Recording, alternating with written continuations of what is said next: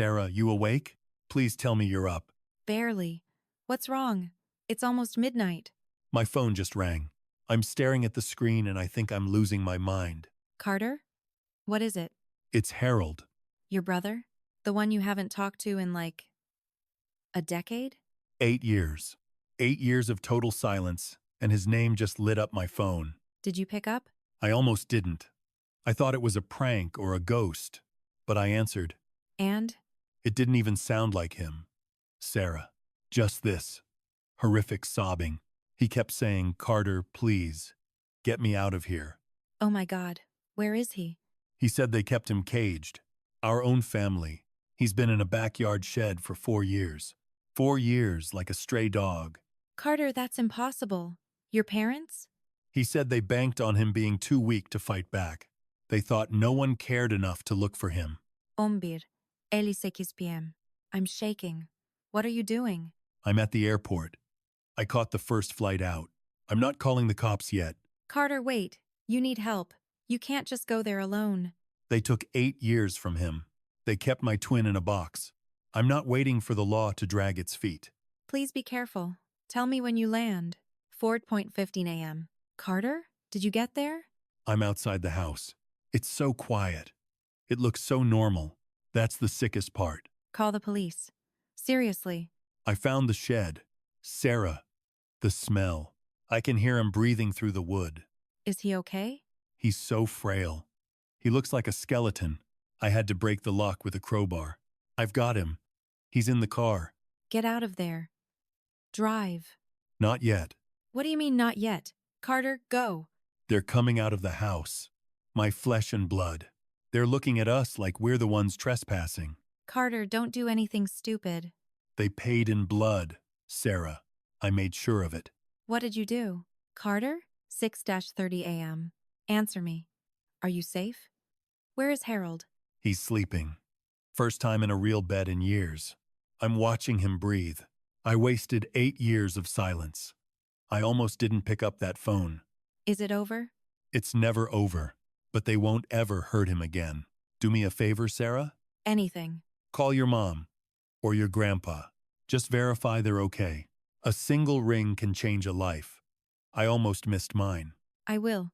I promise. Sometimes you have to walk straight into hell to shield your own. I'm staying with him. I'm coming over tomorrow. Don't follow in Harold's footsteps. Don't lose years to silence. Just stay alive. My twin brother hadn't dialed my number in 8 years. When his name lit up my screen at 11:47 at night, I nearly sent it to voicemail, but a gut feeling forced my hand. Then came the sobbing. "Carter, please, get me out of here." He pleaded for his life, telling me his own flesh and blood had kept him caged in a backyard shed for 4 years like a stray dog. They banked on him being too frail to resist, betting no one gave a damn enough to look for him. Big mistake. When I touched down, I made sure they paid in blood. Hey folks, welcome to the story. Before we dive in, let me know where you're tuning in from in the comments below. If you dig true horror like this, smash that like button, hit subscribe, and ring the bell so you don't miss the next nightmare. Just a heads up, names and details have been tweaked for privacy and dramatic effect. Any similarities to real folks are accidental, but the lesson? That's as real as it gets. The call came in at 11:47 on a Thursday in early May. I was nursing a bourbon and halfway through a dusty western when an unknown number from Tennessee flashed on the screen. I almost ignored it, but something, maybe instinct, stopped my thumb from hitting decline. I answered to dead air. Then came the breathing, shallow, jagged, like a man hiding in a closet trying not to scream. "Hello?" A ghost of a whisper. "Carter?" My spine stiffened. That voice hit me right in the chest. It was familiar, like catching your own eyes in a mirror after a decade of looking away. "Who is this?" "It's me." A heavy pause, then a rattle in his throat. "It's Harold. Your brother. Your twin. 8 years. It had been 8 long years since I heard him speak. Since Diane's funeral. Since I told him his boy was poison. Since he screamed at me to leave and never return. Harold." I set the glass down on the coaster. "Where are you?" "The shed. Out back." Brandon locked me in. 4 years now, Carter. His voice cracked like dry wood. He's gonna kill me. A week after the party, May 15th, I heard him planning. I heard, slow down. What party? Their anniversary. Him and Tiffany. He's forcing me to sign papers, the land, everything. If I don't, he trailed off. Through the receiver, I heard metal scraping against concrete. I'm running out of time. Battery's dying. Lily slipped me the phone. She's 9. Who's Lily? My granddaughter. She's the only soul who. Brandon took it all, Carter. My cell, the computer, changed the locks, changed the number. I couldn't get to you. I tried. For 8 years I wanted to call, but he made sure I was a ghost. Then, he broke. The dam burst. Quiet, gut-wrenching sobs that sounded like they'd been festering in the dark for a lifetime. I was on my feet. The bourbon forgotten, the paperback lying open on the rug. Listen to me, I commanded. My voice was granite, steady, calm, the tone I used when a client was spiraling and needed an anchor. Don't sign a damn thing. You hear me? Nothing. I don't care what he threatens. He'll hurt me, Carter. I know. But I'm coming. 2 days. Can you stay alive for 2 days? I don't. I don't know if. Yes, you can. Listen. The chevron off Interstate 40, exit 247. You know the one. A beat. I think so. 4:30 in the morning, May 6th. 2 days. Meet me there. How do I get out? Figure it out. You got to the phone tonight, didn't you? Brandon forgot the padlock. He was wasted. Then he'll slip up again. 4:30, exit 247. I'll be there. Carter. I'm terrified. I squeezed my eyes shut. 64 years old, and my twin sounded like a frightened toddler, like the little boy who used to cower behind my legs when the neighbor's Doberman barked. The boy I was born to protect. I know you are. I said, but I'm not letting him end it like this. You hear me? He doesn't get to take you. It's been so long. I didn't think you'd. I'm your brother. That never stops. Silence hung heavy on the line. Then his voice softened. Diane passed. Did you know? I know. I was there, Harold. At the service. You were? In the back? I left before the wake. I swallowed the lump in my throat. Sorry I didn't stay. You told me Brandon would ruin me. You were right. We'll fix it. There's money involved, Carter. The acreage. $6 million. He found out about the highway expansion and a noise cut him off. Footsteps. Heavy boots on gravel. Getting louder. Harold's breath hitched. Carter, he's coming. I gotta go. Exit 247. 4:30. Don't forget. I won't. The line clicked dead. I stood frozen in my living room in Bend, Oregon, gripping a dead phone, staring into the black reflection of the window. Outside, the Deschutes River flowed silently under the stars. Inside, my hands were trembling. 8 years. 8 years since I walked away because he wouldn't hear the truth. 8 years since I told him his son was a monster.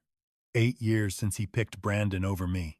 And now that monster had him penned up in a shed like livestock. He'd been starved, brainwashed, and cut off from humanity so thoroughly that it took a brave 9-year-old smuggling him a burner phone just to whisper my name. I glared at the wall clock. 11:51. 2 days hard driving. 1,700 miles of asphalt. I could cover the distance if I refused to sleep. I marched into the bedroom, threw open the closet, and yanked the heavy black canvas bag from the deepest corner. 4 decades in the investigation game. 40 years hunting skips who didn't want to be found and digging up dirt on heavy hitters who thought they were gods.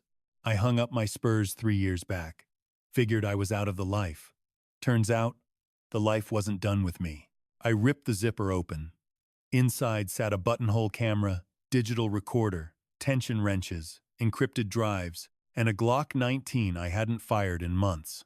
Next to it, a stack of bills totaling $10,000, because sometimes you need to vanish, and sometimes you need to bribe a witness.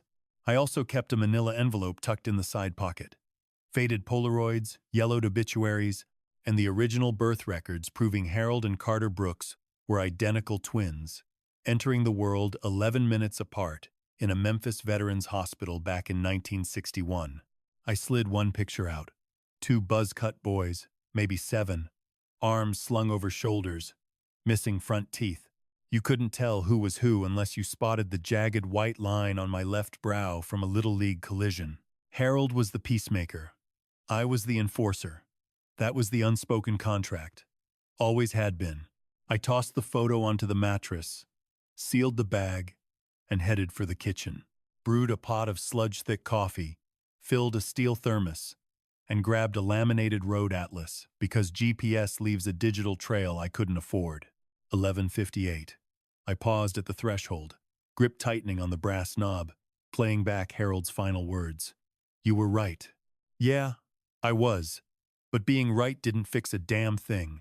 He was my blood. He'd pulled the alarm, and that meant I was already halfway there. I deadbolted the house, tossed the gear into the bed of my pickup, and backed out of the driveway. The interstate sprawled eastward, a ribbon of darkness. I had 48 hours to reach Tennessee, 48 hours to drag my brother out of the pit, and then I was going to have a long, violent conversation with Brandon. The rearview mirror swallowed the Oregon night. Idaho was up first, then the Wyoming plains. Just endless miles of nothing, illuminated only by my high beams slicing through the void. I cracked the driver's side window. The freezing draft kept my eyes open. I drained half the thermos before I even saw the Welcome to Nebraska sign. 2,000 miles. 30 hours straight behind the wheel. Stopping wasn't an option. Harold's voice was a broken record in my mind. 4 years, Carter. He locked me in the shed. The tone terrified me more than the words flat, hollow, resigned. The sound of a man whose spirit had been systematically pulverized. That's the end stage. You stop resisting. You stop hoping for a savior. But he had dialed the number. After 8 years of radio silence, he reached out. That meant a spark was still burning. My mind drifted to the last time we stood face to face. Diane's funeral, spring of 2017. 8 years gone. I'd burned up this same highway, Oregon to Tennessee. I rolled into Millbrook just as the service started and slipped into the back row. Harold never saw me come in. I adored Diane. She was a saint, the type who mailed Christmas cards religiously, even long after Harold and I cut ties. The cancer ate her up alive. 6 months from the doctor's office to the grave. When the eulogies ended, I waited by the hearse. Harold emerged in a sea of mourners, neighbors, deacons, colleagues, and Brandon was glued to his side. He was 30 then, already married to Tiffany, already squatting in Harold's home. The dynamic was obvious instantly. The way Brandon invaded his personal space, the way he fielded questions directed at his father, his hand clamped on Harold's shoulder, looking like support, but feeling like a shackle. I intercepted Harold as the crowd began to disperse. I'm sorry about Diane, I said softly. Harold looked at me like I was an apparition. Carter, you actually came. You need to kick Brandon out. Today. His expression hardened, walls going up. Don't do this. He's family. He's a parasite, Stan. He's draining your accounts. He's cutting you off. Diane was the only one holding him back. She's barely cold, Carter, he choked out. And you show up at her graveside to tell me my own son is a villain? He's grieving. He's helping me. He took a step back. I buried my wife this morning. I don't need you parachuting in to dictate my life. I needed you 8 years ago when Dad passed. I needed you when Diane got the diagnosis. But now? Now you show up to trash my boy? I'm trying to save you. Listen to me. Then I'll walk. Brandon sauntered over, draped a heavy arm around Harold, and stared me down with dead shark eyes. Everything good here, Pop? Carter was just saying goodbye, Harold muttered. Brandon smiled, a cold, calculated expression. Yeah, best hit the road, Uncle Carter. I locked eyes with my brother one last time. When the floor drops out, you call me. I'll be there. Harold turned away. Brandon steered him toward the limo. I watched them fade into the distance. I peeled out of Tennessee that afternoon, drove through the darkness all the way back to the Pacific, fueled by rage. I kept telling myself I'd done my part, But Brandon wasn't stupid. He caught wind of me, knew I had eyes on him. And that was the moment everything went south. Harold managed to whisper it over the line. Brandon swiped his mobile right after the funeral, killed the landline, and hijacked his email accounts. He fed the neighbors some line about Dad needing space to mourn. And then slowly, surgically, he severed every connection my brother had to the outside world. For 8 long years, my brother was a prisoner in his own home, living 20 feet from a telephone he wasn't allowed to touch and a front door he couldn't open. My brew had turned ice cold by the time the Kansas state line blurred past my windshield. I pulled into a rest stop near Salina to gas up, grabbed a turkey sub that tasted like cardboard, and hammered down on the accelerator. A quick glance at the duffel in the back confirmed the inventory. Body cam, digital recorder, flash drives, tension wrenches. Buried at the bottom inside an old rag was my Glock. The trigger hadn't been pulled in 3 years, and I prayed it would stay that way tonight. No way was I stepping onto that property naked 40 years as a P. Chasing skips, busting insurance scams, and recovering runaways taught me better. I thought I'd seen the absolute depths of human depravity, but a kid caging his own dad in a tool shed, starving him into a skeleton, and plotting murder for a patch of dirt? That was a special kind of hell. Dawn broke as I crossed into Missouri, the horizon bleeding from charcoal to ash to a sickly amber. Nothing but endless acreage on either side, cornfields, grain silos, and decaying barns, but I just kept the pedal mashed. The sun was blazing by the time I hit Arkansas, so I cranked the window down to fight the sting in my eyes and the knot in my spine, though none of it mattered. Harold was on a 48-hour clock, and the plan was simple. Extract the target, stash him in a safe house, then double back not as a brother, but as a lure. High noon approached as the odometer spun, and my mind drifted to that framed picture sitting on my nightstand back in Bend. 2 7-year-olds grinning like idiots. We were attached at the hip back then. Him the silent observer, me the loudmouth. Life chipped away at that bond, but I was hell-bent on fixing it when the green metal sign flashed past just after 12. Welcome to Tennessee bolted to a post. I exhaled slowly and scanned my rearview mirrors. Nothing behind me, and ahead the asphalt snaked east into the timberline with 40 miles until exit 247. 2 hours to kill. So I fished the 9mm out of the bag and racked the slide full clip. I stowed it away, remembering Harold's warning that the kid was unhinged, that there was $6 million at stake, and Brandon wouldn't hesitate to spill blood for it. Let him try. Brandon spent 8 years preying on my brother, but now he was the prey. The gas station was a lonely outpost in the sticks, a harsh glow of neon cutting through the black with just 2 pumps. The mini-mart had iron bars over the glass and a rotting picnic bench sitting by the curb. I swung the Silverado into the shadows, backed in for a quick exit, and killed the engine at 4:27 in the morning, 3 minutes to showtime. I downed the dregs of my thermos sludge by now, and while my eyes felt like they were filled with sand after 30 hours behind the wheel, sleep was miles away. The adrenaline dump hit me at the state line, and I was still riding the high. Then a shape emerged from the darkness, shuffling, limping Harold, looking like a walking corpse, down at least 40 pounds. Rags draped over his frame like scarecrow clothes. His flannel was shredded and his denim was crusted in mud. Barefoot, his soles were raw meat, leaving crimson smears on the pavement with every agonizing step. His face was the stuff of nightmares, gaunt, hollowed out, wild beard. Eyes receded into dark caves, but I recognized the stare. I saw those same eyes in my bathroom mirror every morning.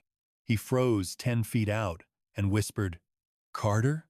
I closed the gap in seconds and grabbed him, feeling him fold into me, trembling like a leaf in a storm. I could feel every rib through the fabric. "I've got you," I whispered, guiding him to the bench and breaking out the rations. He crushed half the water in a single gulp, then attacked the food like a feral animal that hadn't seen a meal in a week. I dressed the wounds on his feet while his hands quaked so violently he could hardly keep his grip on the bread. "What was the hike?"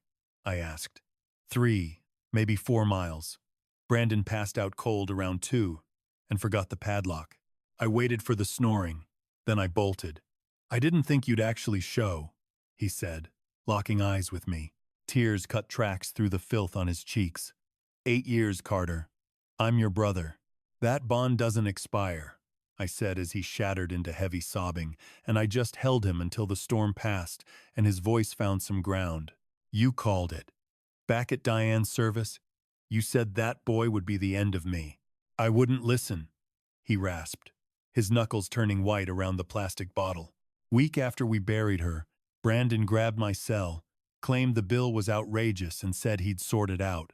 Next thing I know, the numbers changed. My passwords are gone, and the world thinks I'm in seclusion. I never saw the trap until it snapped shut. By the time I realized the trap had snapped shut, I was already cut off from the world. He walled me in, piece by piece, coerced me into signing that power of attorney before I knew what hit me, claimed he was doing me a favor. I was still mourning Diane, head in a fog, and he used that. Once the ink dried, they stripped me clean. My retirement, my benefits gone. $2,400 a month from the pension, $1,850 from Social Security. Every cent, every month, for 8 long years. He let out a hollow, jagged laugh. Brandon's driving a brand new pickup. Tiffany's flashing a rock on her finger the size of a grape. They're living like kings on my dime while he trailed off, unable to finish. 4 years back, Brandon dragged me out to the tool shed, installed a keypad lock on the outside like I was some rabid animal. Trapped. Just like that. His voice cracked under the weight of the memory. So, how'd you manage to call? Where'd the phone come from? His expression shifted, softening instantly. Lily. She's 9 now. Brandon's little girl. She watched him work me over one night. Saw him really lay into me. Couple days later, she crept out to the backyard and slipped an old cell through the window. Said her aunt tossed it in a drawer and forgot about it. No cell service, but it could still catch the Wi-Fi signal. She whispered the password to me. I bided my time until I overheard Brandon bragging about a party on May 15th. Heard him explicitly say he'd put me in the ground a week later if I didn't sign over the deed. That was the moment I dialed your number. First time in 8 years I held a lifeline. You were the only soul left who gave a damn. The only one crazy enough to show up. I'm standing right here, I told him, voice steady. And we're ending this nightmare tonight. I mapped out the strategy, the switch. I'd return to that property posing as Harold. I'd inhabit that shed, take whatever abuse Brandon felt like dishing out, and build a case brick by brick. Bank statements, audio recordings, anything admissible. Meanwhile, Harold would head to Knoxville to lay low, heal up, and get his strength back. Once the evidence was watertight enough to put Brandon away for decades, I'd bring in the cops and burn his little kingdom to the ground. Harold just stared, processing it. You're really gonna wear my skin? We're identical mirrors, sure, but he shook his head. No one's really looked me in the eye for 4 years anyway. They won't clock it. Brandon sees what supports his narrative. He thinks you're a shattered old man. He thinks he's won the war. He won't scrutinize the prisoner. Harold hesitated for a beat, then gave a sharp nod. I summoned a high-end rideshare, paid the premium for silence. Driver rolled up 20 minutes later, middle-aged pro, immaculate sedan. He didn't blink when I slipped him $200 cash. My brother's in a bad way, I told him. Get him to the Riverside Inn up in Knoxville. Reservation is set. Just see that he gets into the lobby in one piece. The driver gave a curt nod and helped Harold ease into the leather seats.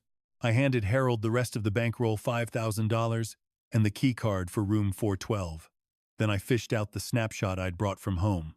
2 7-year-olds, arms slung over shoulders, flashing gap-toothed grins. Slip this to Lily, I said.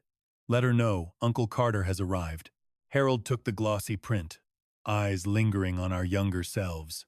You were always the gutsy one, he murmured. Bull, you survived 4 years in solitary confinement.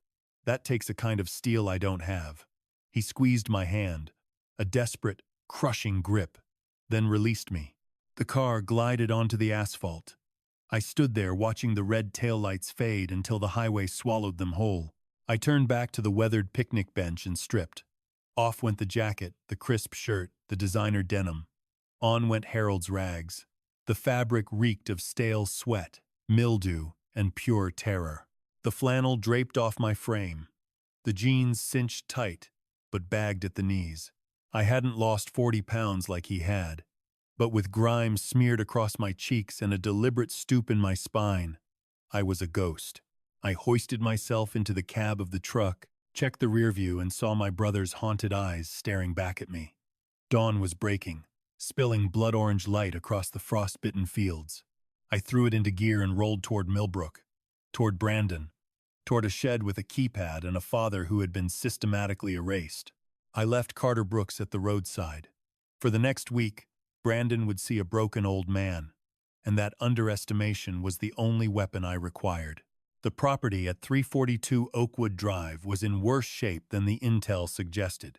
2 stories of neglect, white paint shedding like dead skin, shutters clinging by a single screw. The yard was a jungle of crabgrass, and the porch was littered with crushed beer cans. A rusted placard near the mailbox mocked the scene. Family home, established 1952. I killed the engine of the beat-up Silverado in the drive and gripped the wheel. This was Harold's legacy, the place he and Diane bought 40 years ago to build a life. The walls that held the memories of raising Christine and Brandon. It should have been his sanctuary in the golden years. Now, it was a penitentiary.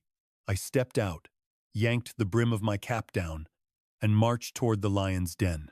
The shirt clung to me, radiating the scent of Harold's sweat, dirt, and terror. My adrenaline spiked, threatening to shake my hands, but I willed them to stone. I had to bury Carter Brooks, the retired P.I. from Oregon. I had to be Harold Brooks, a 64-year-old man shattered by his own flesh and blood. One knock. Silence. I tried the knob, and it turned. The air inside hit me like a physical wall, stale cigarette smoke and old fryer grease. The living room was a disaster zone of empty pizza cartons and soda cans. A massive flat screen mounted on the wall screamed a morning talk show into the void. The furniture was vintage good quality, Diane's selection, but now it was stained, sagging, and groaning under years of disrespect. My eyes landed on a framed photo on the mantel. I froze. A portrait of a family that didn't exist anymore. Brandon, maybe 30 at the time, standing next to Tiffany, plastic smiles plastered on their faces, and in Tiffany's arms lay the innocent, a dark-haired baby girl with wide eyes, no more than a year old. April 2017 was stamped on the back of the photo. Seeing that date hit me like a physical blow. 8 years gone. March of 2017. That was when Diane passed. Cancer took her quick. That's when Brandon called. He told Harold that he and Tiffany needed a roof over their heads. They had a newborn in tow, little Lily. Claimed they were there to support Harold. A grieving widower, a lonely old man. He bought every word. He always had a blind spot for Brandon. Big mistake. Inside a month, Brandon hijacked the phone, changed the locks, and cut the internet. My brother was a hostage in his own home. And that sweet kid in the picture? Lily was 9 years old now, raised in a cesspool of cruelty and lies, yet somehow she hadn't turned rotten. She was the one who risked it all to slip her grandpa a burner phone. "Where the hell you been?" I spun around. Brandon blocked the kitchen doorway, arms crossed, face flushed and dripping sweat. Guy was pushing 300 pounds, pouring out of a grease-stained tee and gray sweatpants. Balding, slack-jawed. He looked nothing like the clean-cut kid in the photograph. I stayed quiet, channeling Harold's defeat. Just stared at the floor. Brandon loomed over me. "I asked you a question." "Old man." "Walked," I rasped, making sure my voice sounded broken and hoarse. "Walked where?" "Just walked." He squinted at me, suspicious. For a second, I thought he made me. Then he snorted and shook his head. "You're losing your marbles." Tiffany drifted up behind him. 36, bottle blonde, with red acrylic claws. She was squeezed into tight jeans and a cheap silk top. She wrinkled her nose in disgust. "God, he reeks. Don't let him inside smelling like that." Then her mother, Patricia, stepped into view. Steel gray hair, thin lips, eyes like flint. She looked me up and down like I was something she'd scraped off her shoe. You owe us $500, she stated flatly. Last month's rent. I blinked. Rent? In his own damn house? Another one wandered in from the hall, Amber, Tiffany's sister. 28. Bleached hair. Face glued to her smartphone screen. She didn't even look up. Can't believe the old bat's still kicking, she muttered. Then came the sound of light footsteps on the stairs. Careful, Lily. She paused at the bottom step, gripping the railing. 9 years old, messy brown ponytail, wearing a faded dress that she'd outgrown 2 years ago. Her blue eyes were wide and guarded. But the moment she locked eyes with me, she smiled. Just a flicker. My heart clenched. Before I could react, Brandon clamped a hand on my arm. Come on, you ain't staying inside. He hauled me through the kitchen, navigating piles of trash and clutter, and shoved me out the back door. The backyard was a jungle. Knee-high weeds, broken lawn chairs, and rusted tools scattered everywhere. Way back at the property line sat a shed. 8 by 10, rotting wood siding, window blocked by a tarp. Brandon whipped out his phone and punched in a code. The electronic lock beeped and clicked. He kicked the door open. This is your home now. You don't enter the main house unless I say. You don't talk to a soul. You stay put. Got it? I peered into the gloom. Filthy mattress on the floor. A single plastic water bottle. No toilet, no sink. Just a bare bulb dangling from a wire. In the corner, an oily rag was stuffed into the ventilation hole. My jaw set hard, but I kept my expression dead. Understand? Brandon barked. I nodded. Good. He stepped back. You try to leave? I lock you in here for a week straight. Got it. I nodded again. He turned and lumbered off, muttering curses under his breath. He left the door unlocked for the moment. I stepped in. The air was thick and stale. I crouched by the vent and yanked the rag free. A faint chemical odor hit me. Propane? Carbon monoxide? The blockage wasn't an accident. I checked the water heater mounted on the exterior wall. Exhaust pipe was loose, angled downward. They were funneling the fumes right into the shed. This wasn't just neglect. It was an execution chamber. I fished out the button camera tucked in my collar, aimed it at the vent, the heater, the smart lock. Click, click, click. Tiny enough to stay hidden. Battery life for 72 hours. I sank onto the mattress, eyes on the door. Brandon wasn't just leeching off Harold. He wanted him dead. Sitting in this 8 by 10 coffin where my brother rotted for 4 years, breathing poison. Starving. Alone, I realized exactly what kind of monster I was dealing with. I pulled out my phone and looked at the picture Harold handed me back at the gas station. Just the two of us, 7 years old, fishing with Dad. Hang tight, Harold. I'm gonna end this. But first, I had to survive the night. Darkness fell like a curtain. 1 minute it was dim, the next pitch black, the kind of dark that swallows you whole. I lay on the grimy mattress, listening, rats scratching in the walls, something heavier rustling in the tall grass. Maybe a possum or a stray cat. Then came the creak of the main house settling. Voices drifted from a window, Tiffany's cackle, Brandon screaming at the TV. 4 years. My brother endured this hell for 4 damn years.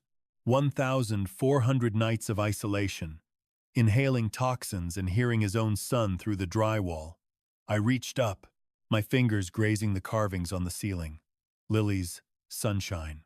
A 9-year-old girl who had kept my brother tethered to reality. It wasn't the food or the hope that saved him. It was the knowledge that one person still viewed him as a human being. I sat up, unclipped the spy cam from my collar, and killed the power to save the juice. I was going to need every second of recording time later. The stench always spiked after dark. That sharp, sour chemical bite. I could taste the poison coating the back of my throat. I got to my feet, navigated blindly to the vent, and yanked out another rag. The fumes slammed into me like a physical blow. I gagged. Propane. Unmistakable propane. But this wasn't a leak. This wasn't an accident. I pressed my face right up against the grate. I listened. A faint hiss. Steady. Deliberate. Like a gas line cracked open just a hair. Not enough to trigger an explosion. just enough to slowly flood a sealed room over a few months.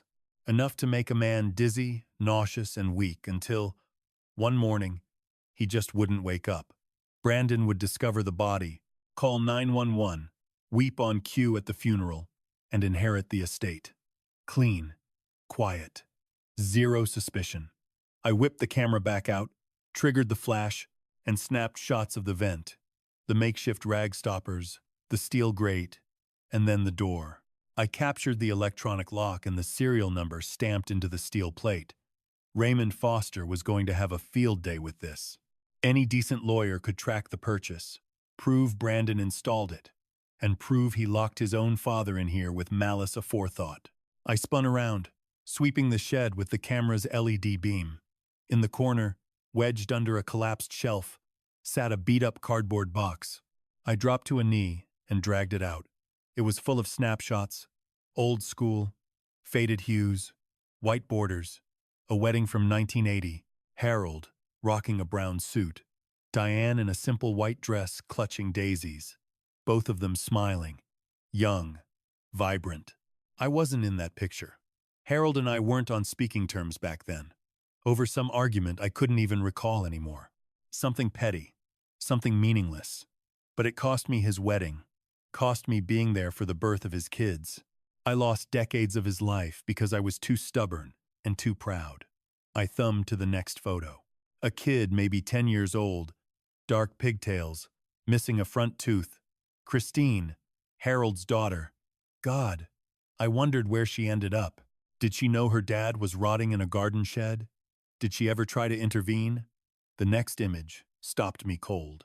A boy, 5 years old with chubby cheeks, riding on Harold's shoulders. Harold was grinning up at him. The kid's hands knotted in his dad's hair. Brandon. That little boy had adored his father. You could see it in the way he held on. The way Harold looked at him, proud, protective, bursting with a love that didn't ask for a receipt. Somewhere between that snapshot and tonight, something shattered. Or maybe the rot was always there. Maybe Brandon was always wired for this kind of cruelty, and Harold had loved him anyway, made excuses, and prayed he'd change until the clock ran out. I boxed the memories back up, slid them under the shelf, and checked my watch. Just past 11. 8 years since Diane's funeral. 8 years since I warned Harold his son was a monster. 8 years since he kicked me out. And in those 8 years, Brandon had cut every lifeline, stripped him of every connection to the outside world, drained his accounts, trapped him in this box, and systematically tried to erase him. All while I sat in Oregon, retired and comfortable, convincing myself I'd done enough. I leaned my head back against the wall and shut my eyes. Harold had endured 4 years of this hell, 1,400 nights breathing poison, listening to rats, and carving messages into the wall for a little girl who might never see them. And he survived because, deep down, he still believed someone would come for him. I wasn't going to let him down. Then a sound, soft, outside, footsteps, light, tentative, crunching through the grass toward the shed. I stood up. I crept to the door and pressed my ear against the cold metal. The steps halted. Then, a whisper, tiny and shaky. "Grandpa?" It was Lily. I crouched, bringing my mouth close to the gap at the floor. "I'm here, sweetheart. Today, I brought you water," she whispered. "The bottle inside is old. Daddy doesn't change it." I heard plastic scraping against concrete. She pushed it under the door. I grabbed it. Full, chilled, fresh. "Thank you," I said softly. "Are you okay? Daddy was really mad today." "I'm fine. He scares me when he gets mad." I squeezed my eyes shut, searching for the right words. "Lily, do you remember the phone you gave your grandpa?" "Yes. That was very brave. You saved him." A long silence stretched out. "Is he coming back?" "Yes. Soon. But right now, I need you to be brave one more time. Can you do that?" "I think so." "Good. Don't tell a soul you're bringing me water. Don't tell anyone we talked. Just keep doing what you're doing. And when your grandpa comes back, everything will be better. Promise?" I swallowed the lump in my throat. "I promise." "Okay, I gotta go." Aunt Amber is looking for me. Go. Be safe. I listened to her retreat. Soft, quick footsteps fading into the night. I sank back down, gripping that water bottle in my hands. A 9-year-old girl navigating the dark, risking her father's rage just to bring water to the man she thought was her grandfather. Harold carved that message into the wood for a reason. Lily was his only ray of sunshine, the single bright spot in 4 years of hell, and now she was my responsibility.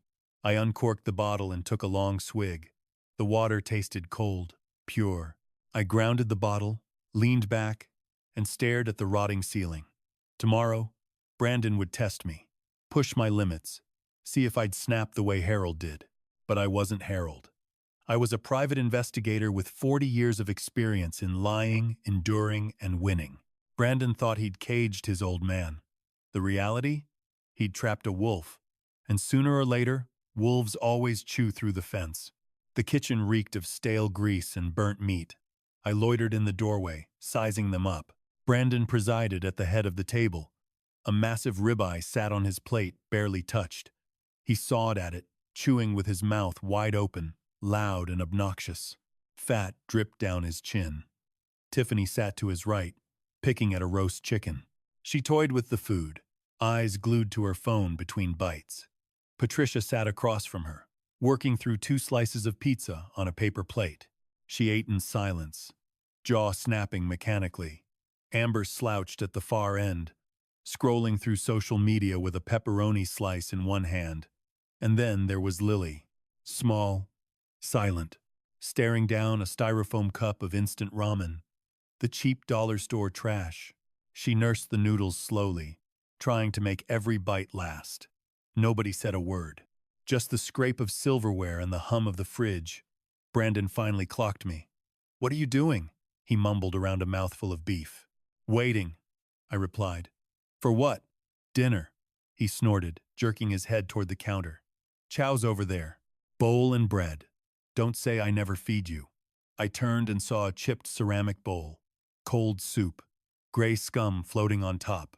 Next to it, a hunk of bread, rock hard and green with mold at the edges. I looked back at the feast, the steak, the chicken, the pizza, then at Lily eating flavored water while her father gorged on prime rib. Something snapped inside me. Not rage, not yet. Just a cold, clinical assessment of exactly who these people were. I stepped into the light and marched to the table. The room froze. I pulled up right beside Brandon and stared at his plate. "You aren't eating that," I stated. Brandon blinked. "Excuse me?" I reached down, grabbing the steak with my bare hand. Hot grease slicked my fingers. Warm. I took a savage bite. The room went dead silent. Tiffany's fork hit her plate with a clatter. Amber froze mid-scroll. Patricia stopped chewing. Lily stared, eyes wide and paralyzed. Brandon shot up so fast his chair screeched across the floor. "What the hell do you think you're I?" Swallowed. Took another bite, and looked him dead in the eye. "I'm hungry," I said, voice low and steady. I took it. "What are you going to do about it?" His face turned blotchy crimson. His hands curled into fists, trembling at his sides. He was breathing hard through his nose. He took a step toward me. I didn't flinch, didn't blink. I just held his gaze. For a second, we stood there, 2 feet apart, his fists raised, mine holding his dinner. Then, I saw it, the flicker, the crack. His eyes met mine, and something shifted. Uncertainty, confusion, maybe fear. He was looking for his father, the man he'd beaten down, starved, and caged, the man who cowered when voices got loud. But I wasn't that man. And somewhere beneath the bourbon and the bluster, Brandon knew it. His eyes dipped for a split second. Down to the floor, then back up. That was the tell. He took a step back. "You've lost your mind," he muttered. But the volume was gone. He was weaker. I took another bite of the steak. Let the silence stretch. Let him sit with the fact that he'd backed down in his own castle, in front of his wife, his mother-in-law, his daughter. I finished the steak, every bite slow, deliberate. Then I slammed the empty plate back onto the table right in front of him. "You aren't dealing with the same man anymore," I said. Dead silence. Tiffany's mouth hung open. Amber had abandoned her phone entirely. Patricia looked at me like I'd sprouted a second head. Lily's eyes were huge, but she wasn't scared. She was hopeful. I turned and walked back toward the door. "Get back in the shed," Brandon said behind me. His voice was shaking now. I paused, glancing over my shoulder. "I know the way," I said. Then I walked out across the yard to the shed. The door was unlocked. I stepped inside, pulled it shut behind me, sank onto the mattress, and leaned back against the wall. My hands were still greasy. I wiped them on Harold's filthy jeans. My heart was pounding. Not from fear, from satisfaction. 40 years as an investigator. 40 years of playing roles, pretending to be someone I wasn't, getting people to show me their true colors. Brandon thought he was dangerous, thought he was in control. But control is an illusion, and I just shattered it. I heard shouting from the house. Brandon's voice. Tiffany's. The front door slammed, shaking the floorboards. Heavy boots stomped up the stairs. I grinned in the dark. Let them scream. Let them sweat. Let them rack their brains trying to figure out what just went down. Because I was going to do it all over again tomorrow. And the day after. And the day after that. I'd push. I'd poke. I'd make Brandon question his own sanity. I needed him angry. I needed him sloppy. And when he finally snapped, I'd have every second of it on tape. The keypad beeped on the other side of the wall. The deadbolt slid home. Brandon was back, changing the code. Fine by me. I fished the button cam out of my collar and checked the feed. Still rolling. Battery at 60%. I had the whole show. The steak knife, the standoff, that split second where Brandon's eyes filled with fear. Perfect. I killed the camera, leaned back against the bare mattress, and closed my eyes. Then, the faint creak of a door drifting from the main house. Soft sneakers on grass, creeping toward the shed. A hesitation at the door, then a tiny whisper. "Grandpa? Lily?" I sat up and pressed my ear to the wood. "I'm right here," I murmured. "But that was awesome," she breathed, voice hushed but electric. "Daddy got so mad. He smashed a glass against the wall. Mom told him to chill out. Grandma said you've lost your mind." A smirk tugged at the corner of my mouth. "Maybe I have." "No." Her voice was steady. Small, but steel. "You're different. You're not scared anymore." I flattened my hand against the cold metal. God, I wished I could see her face. "Your grandpa is a tough old bird, Lily. Tougher than anyone gave him credit for. He just forgot for a bit. But he's remembering now. Is he really coming back?" "Yeah, I promise." Silence hung heavy in the cool air. "I'm glad you're here." My throat went tight. "Me too, kiddo. I gotta go. Daddy's looking for me. Be careful." "I will." Her footsteps receded into the night. I sank back down. I exhaled slowly. Tomorrow, Brandon would come at me with everything he had. Angrier, desperate. Good. Bring it on. The harder he pushed, the more he'd expose. And I was just warming up. The house went dark a little after 9. I heard the roar of Brandon's truck, heard Tiffany snapping at Lily to hurry it up, then the crunch of gravel as they peeled out of the driveway. Then dead silence.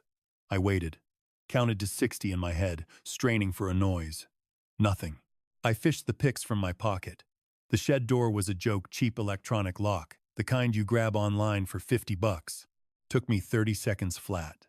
The latch clicked. I slipped into the main house through the unlocked backslider. Sloppy.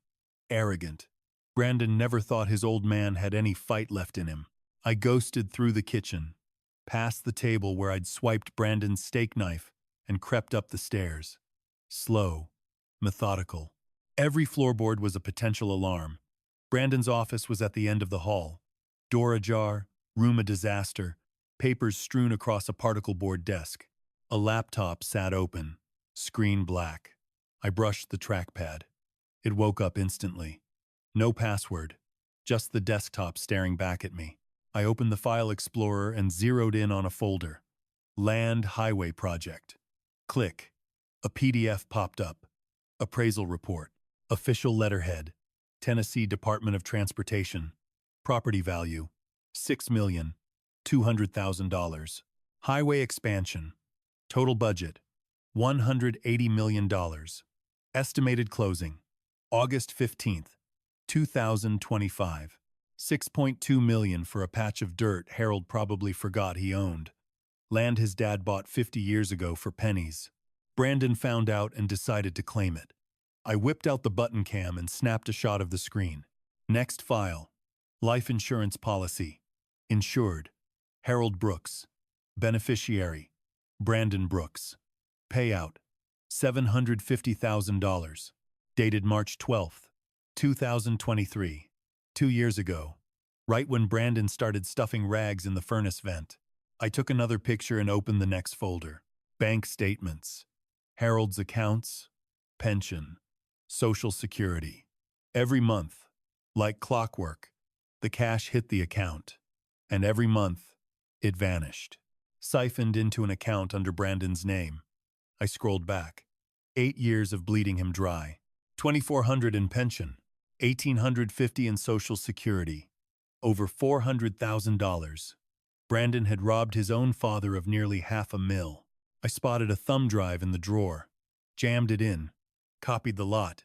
The appraisal, the policy, the statements, and a file marked PA 2017, a forged power of attorney. Harold's signature was shaky. Wrong, nothing like the bold script from the old photos. Then, another folder caught my eye. Costa Rica villa. Real estate contract. Beachfront condo. 3 beds. Pool. Ocean view. Price tag, $890,000. Closing date, June 1st, 2025. 2 weeks before the land deal finalized. Brandon was going to cut and run. Take the loot and vanish. I checked the browser history. Gambling sites, dozens of them. Poker, sports books, online slots, current balance, negative $85,000. Brandon wasn't just greedy. He was drowning. Buried in debt, betting on a dead dad and a dirt lot to bail him out. I pulled my phone, dialed a number I hadn't touched in 3 years. Warren? Mitchell? It is Carter Brooks. I have got an elder abuse case here. Major financial exploitation, fraud, the works. Sending the evidence now. Christ, where are you boys? Tennessee? Just be ready. I killed the call, yanked the USB, and slid it into my ankle sock. Then I heard it. Tires on gravel. Brandon's pickup rolling into the drive. I slammed the laptop shut, ghosted down the hall, taking the stairs 2 at a time, and hit the kitchen floor right as the front deadbolt turned. I slipped out the back, cut across the yard to the guest shed, pulled the door tight, and heard the electronic lock engage.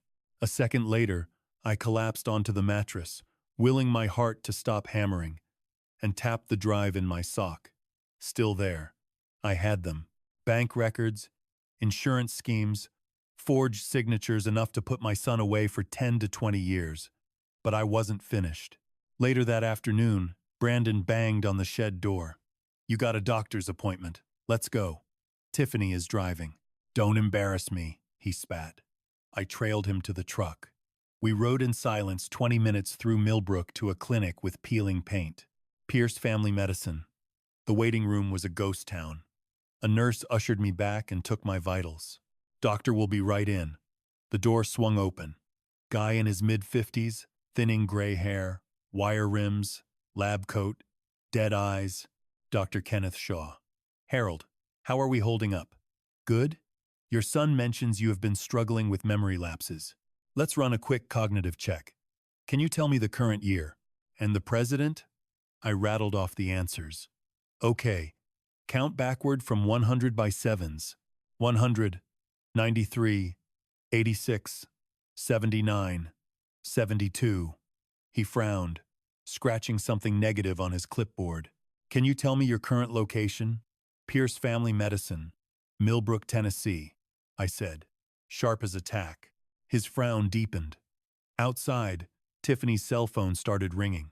She stepped into the hallway to take it. The second the latch clicked, I leaned in. How much is he paying you? My voice was low, lethal. Dr. Pierce blinked. Excuse me? How much cash did he hand you to declare me incompetent? The color drained from his face. I don't know the Medicaid fraud in 2019, the falsified disability claims. I have the files. All of them. One phone call to the state medical board, and your license is dust. His mouth worked silently, like a fish out of water. Who? Doesn't matter. Here is what happens. You are going to refuse to sign any competency evaluation. You are going to tell Brandon, I am fit as a fiddle. And if the cops come sniffing, you will tell them exactly what he tried to bribe you to do. He stared at me, hands trembling. Are we clear? He gave a jerky nod. The door opened. Tiffany walked back in. Everything good? She asked. Pierce cleared his throat, voice shaky. Everything is fine. Your father-in-law is in excellent health, cognitively sound, no issues whatsoever. Tiffany's smile vanished. But Brandon said, Brandon was mistaken, Pierce said. Harold is doing very well for his age. He looked at me, terrified. Right, Harold? I nodded. We walked back to the truck, Tiffany fuming in silence. She slammed the driver's side door. What did you say to him? She hissed. Nothing, I said. He was supposed to say you were losing your marbles. That was the whole plan. I shrugged. She cranked the engine and peeled out of the lot, tires screeching. Brandon is going to be pissed, she muttered. I stared out the window, watching the small town blur past. Yeah, I said. I am banking on it. All right. Before I reveal Carter's next play, I need to know you are riding with me on this. Drop the word justice in the comments right now. Let me see who is really invested in this payback. Quick heads up. What comes next includes some dramatized details for the story. If that is not your vibe, feel free to scroll on. The morning sun hit the shed door, making the corrugated metal glow like gold. I kicked it open and stepped into the light. No more sneaking. No more hiding. I walked a straight line across the yard toward the main house. Brandon was on the porch. Coffee in one hand, cigarette in the other. He spotted me and squinted against the glare. Where do you think you are going? Shopping, I said. He laughed a short, mean sound. You? With what money, old man? I stopped at the foot of the stairs, reached into my back pocket, and flipped open my wallet. The black card sat in the front slot. American Express Centurion. No limit. I flashed it. My money. Always has been. Brandon's smirk died. He stared at the card. That is fake. Try me. Tiffany appeared in the doorway behind him. Where did you get that? It's mine. I tucked the wallet away. I'll be back in a few hours. I turned and started marching down the driveway. Hey! Brandon shouted. You can't just leave. I kept walking. Didn't stop. Didn't look back. Let him scream. Millbrook wasn't much. Main Street, a greasy spoon, a hardware store, and wedged between a laundromat and a barber, a storefront reading premium car rentals. I pushed through the door. The kid behind the counter looked up from his phone. Bored. Can I help you? I need wheels. You have an Escalade available? He tapped the keyboard, frowning. Yeah, graphite gray. Just rolled back onto the lot this morning. Book it. $3.50 a day. Done. I tossed the black card onto the counter. He swiped it. The terminal chirped. Approved. His eyes went wide. Yes, sir. Let me grab the keys. 10 minutes later, I was commanding a beast of a Cadillac Escalade, plush leather, limo tint, and enough chrome to signal an airstrike in the sun. I cruised 3 blocks to a high-end menswear shop. Small joint, family run. A silver-haired gent in his 60s emerged from the back, a tape measure draped like a stole around his neck. He scanned me, taking in the grimy flannel, the shredded denim, the barefoot indignity of my current state, and his poker face held. Good morning.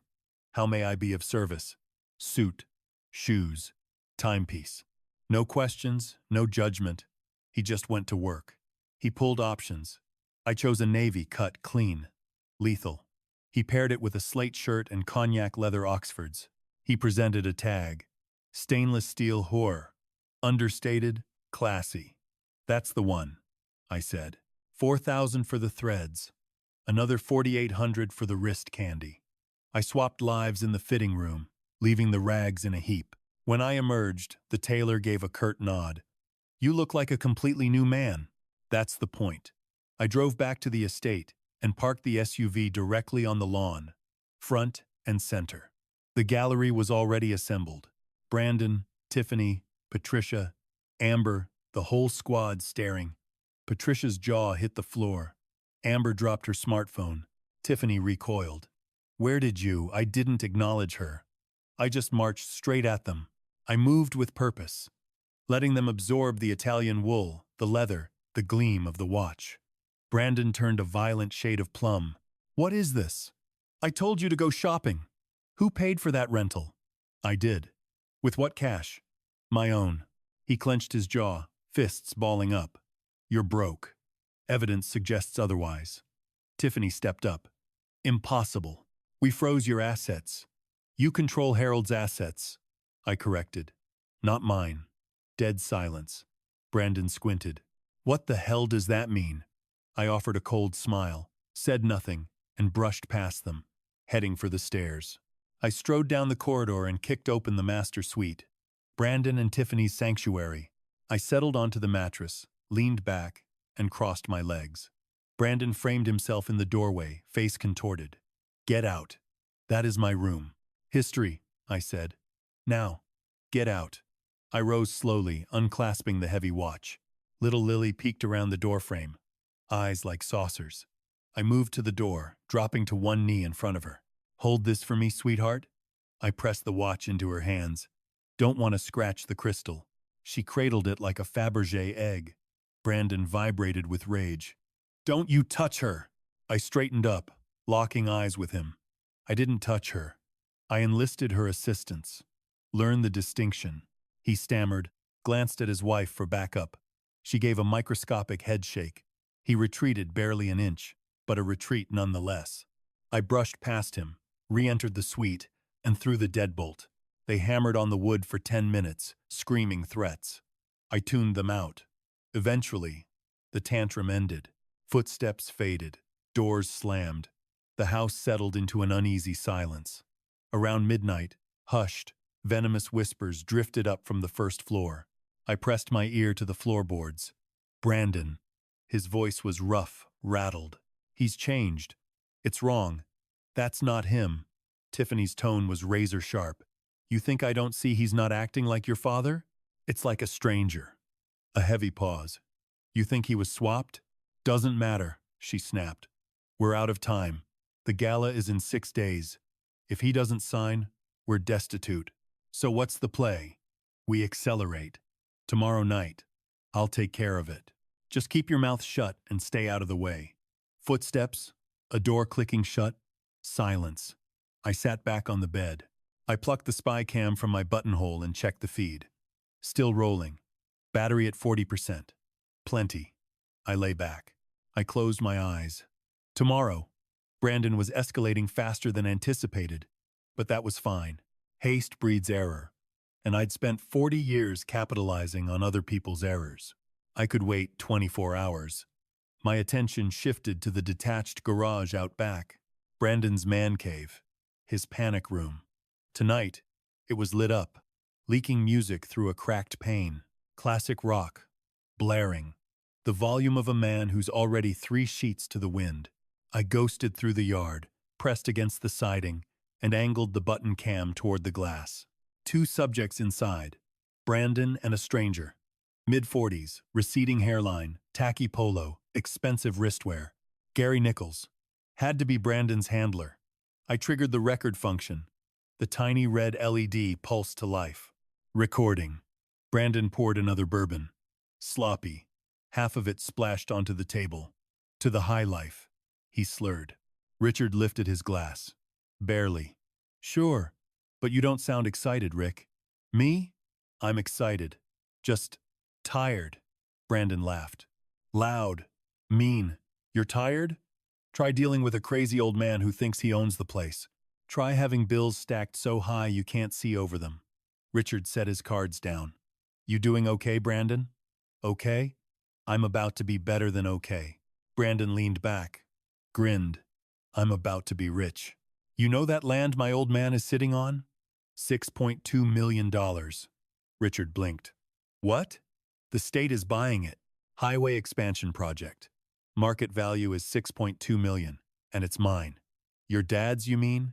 Brandon's smile didn't waver. Same thing. Is it? It will be. Party is in 5 days. May 15th. His signature goes on the deed. Transfer of ownership. Clean. Legal. Then Tiffany and I are gone. Mexico. Beachfront condo. 3 bedrooms. Pool. Ocean view. We close June 1st. Richard frowned.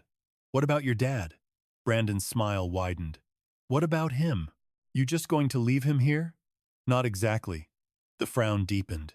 Brandon. Relax. Brandon poured another drink. It's handled. Handled. How? Brandon leaned forward, lowered his voice. Gas leak. Water heater in the shed has been acting up. Real temperamental. One of these days, it's just going to give out. Tragic accident. Old guy living alone in a shed. No ventilation. By the time anyone finds him, it'll be too late. Richard stared. You're joking. Do I look like I'm joking? Brandon, that's smart. That's murder. That's smart is what it is. I've got a $750,000 life insurance policy on him. Bought it 2 years ago. Dr. Pierce already agreed to sign the death certificate. No questions, no autopsy, just a sad, unfortunate accident. Richard set his drink down. You're talking about. I'm talking about getting what's mine. What I've earned. I've taken care of that man for 8 years. So he can sit on $6 million and do nothing with it? I'm done. May 15th. I get that signature. If I don't, he's got a week. Maybe less. Then the problem goes away. Richard pushed back from the table. I don't want to hear this. Why? You think I'm the first guy to do something like this? This isn't a hard choice. This is survival. Brandon's voice rose, sharp, angry. You don't get it, Rick. You got your cushy job, your nice house. I got nothing but debt and a father who won't move on. So, yeah, I'm making a choice. And if you don't like it, you can get the hell out. Richard stood. I'm going. Good. Go. He left. The door slammed. Engine started. Tires crunching on gravel. Brandon sat alone at the table, stared at his cards, raised his glass. To early retirement, he said to the empty room, and a father who's worth more gone than he ever was here. He drank. I pulled the camera down, crouched lower. My hands were shaking. Not from the cold, from something darker. I'd heard a lot of ugly things in my career. Confessions, lies, people admitting to theft, fraud, infidelity, but I'd never heard a man toast his father's end like it was a business deal. I wanted to go in there, drag him out, make him pay. No. I took a breath, let it out slow. Not yet. I had what I needed. Every word, every threat, every piece of the plan, all on camera, clear, undeniable. I moved through the shadows, back to the shed, sat down on the mattress, connected the camera to my phone. The video loaded. I hit play. Crystal clear. Audio perfect.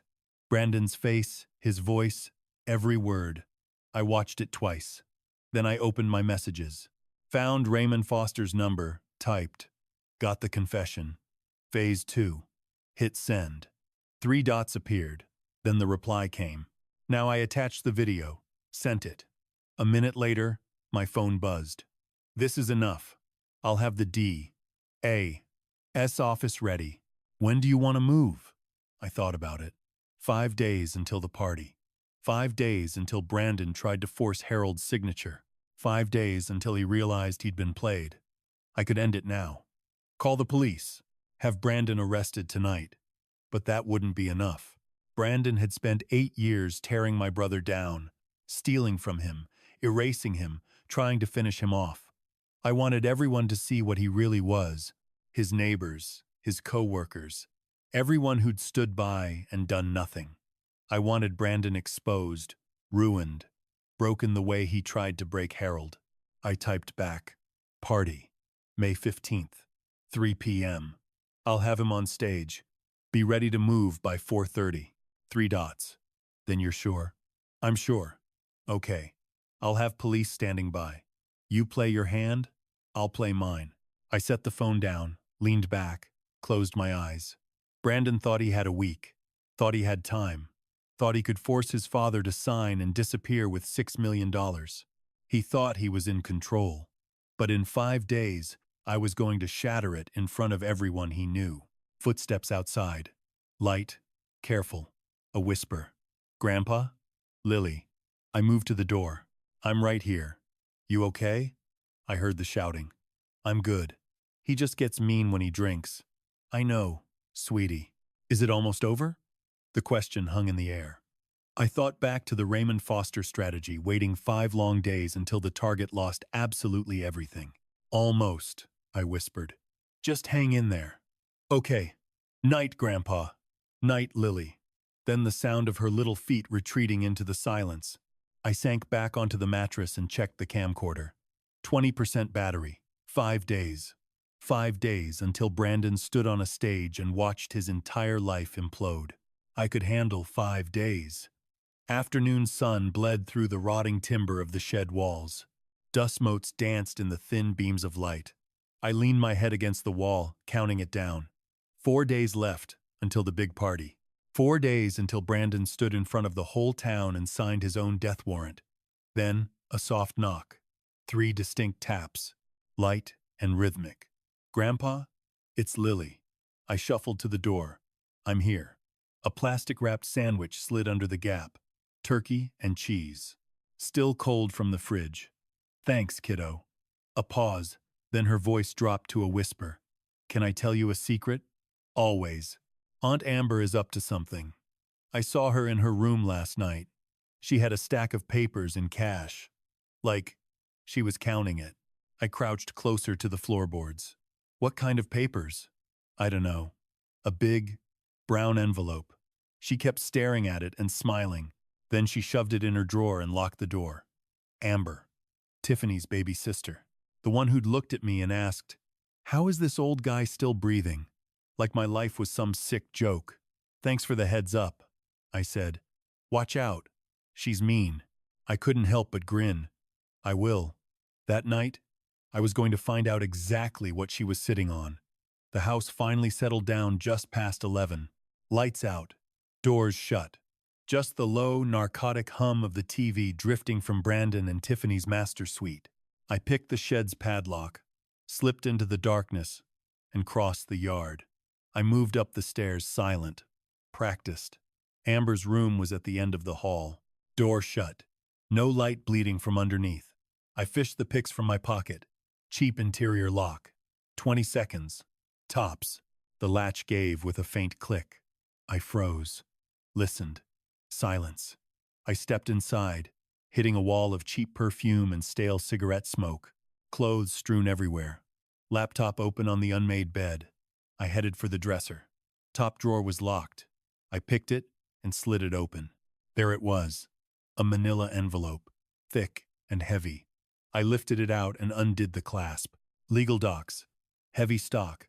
Official seals. Quitclaim deed. Transfer of real property. Grantor. Harold Brooks. Grantee. Brandon Brooks. Property. 342 Oakwood Drive, Millbrook, Tennessee. Approximately 40 acres. Date of transfer. May 16, 2025. 1 day after the birthday party. This wasn't just a land deal. This was the house.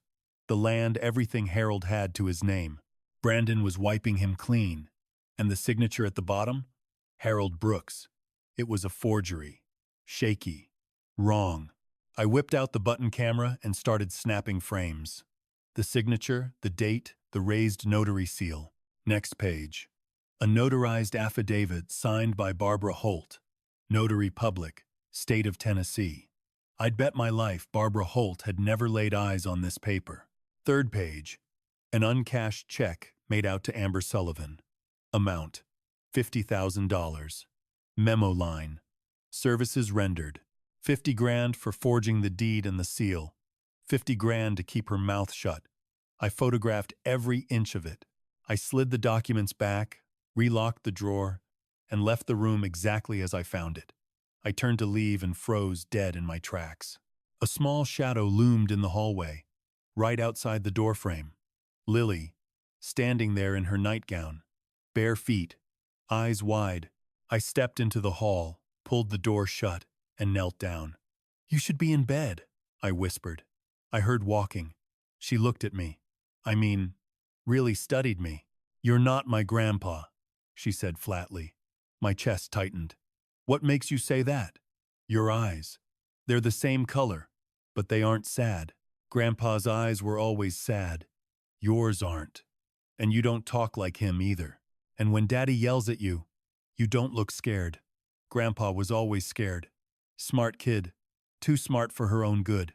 Are you going to tell on me?" I asked the question carefully. She shook her head. "No." "Why not?" "Because you're helping him, aren't you?" I stared at her.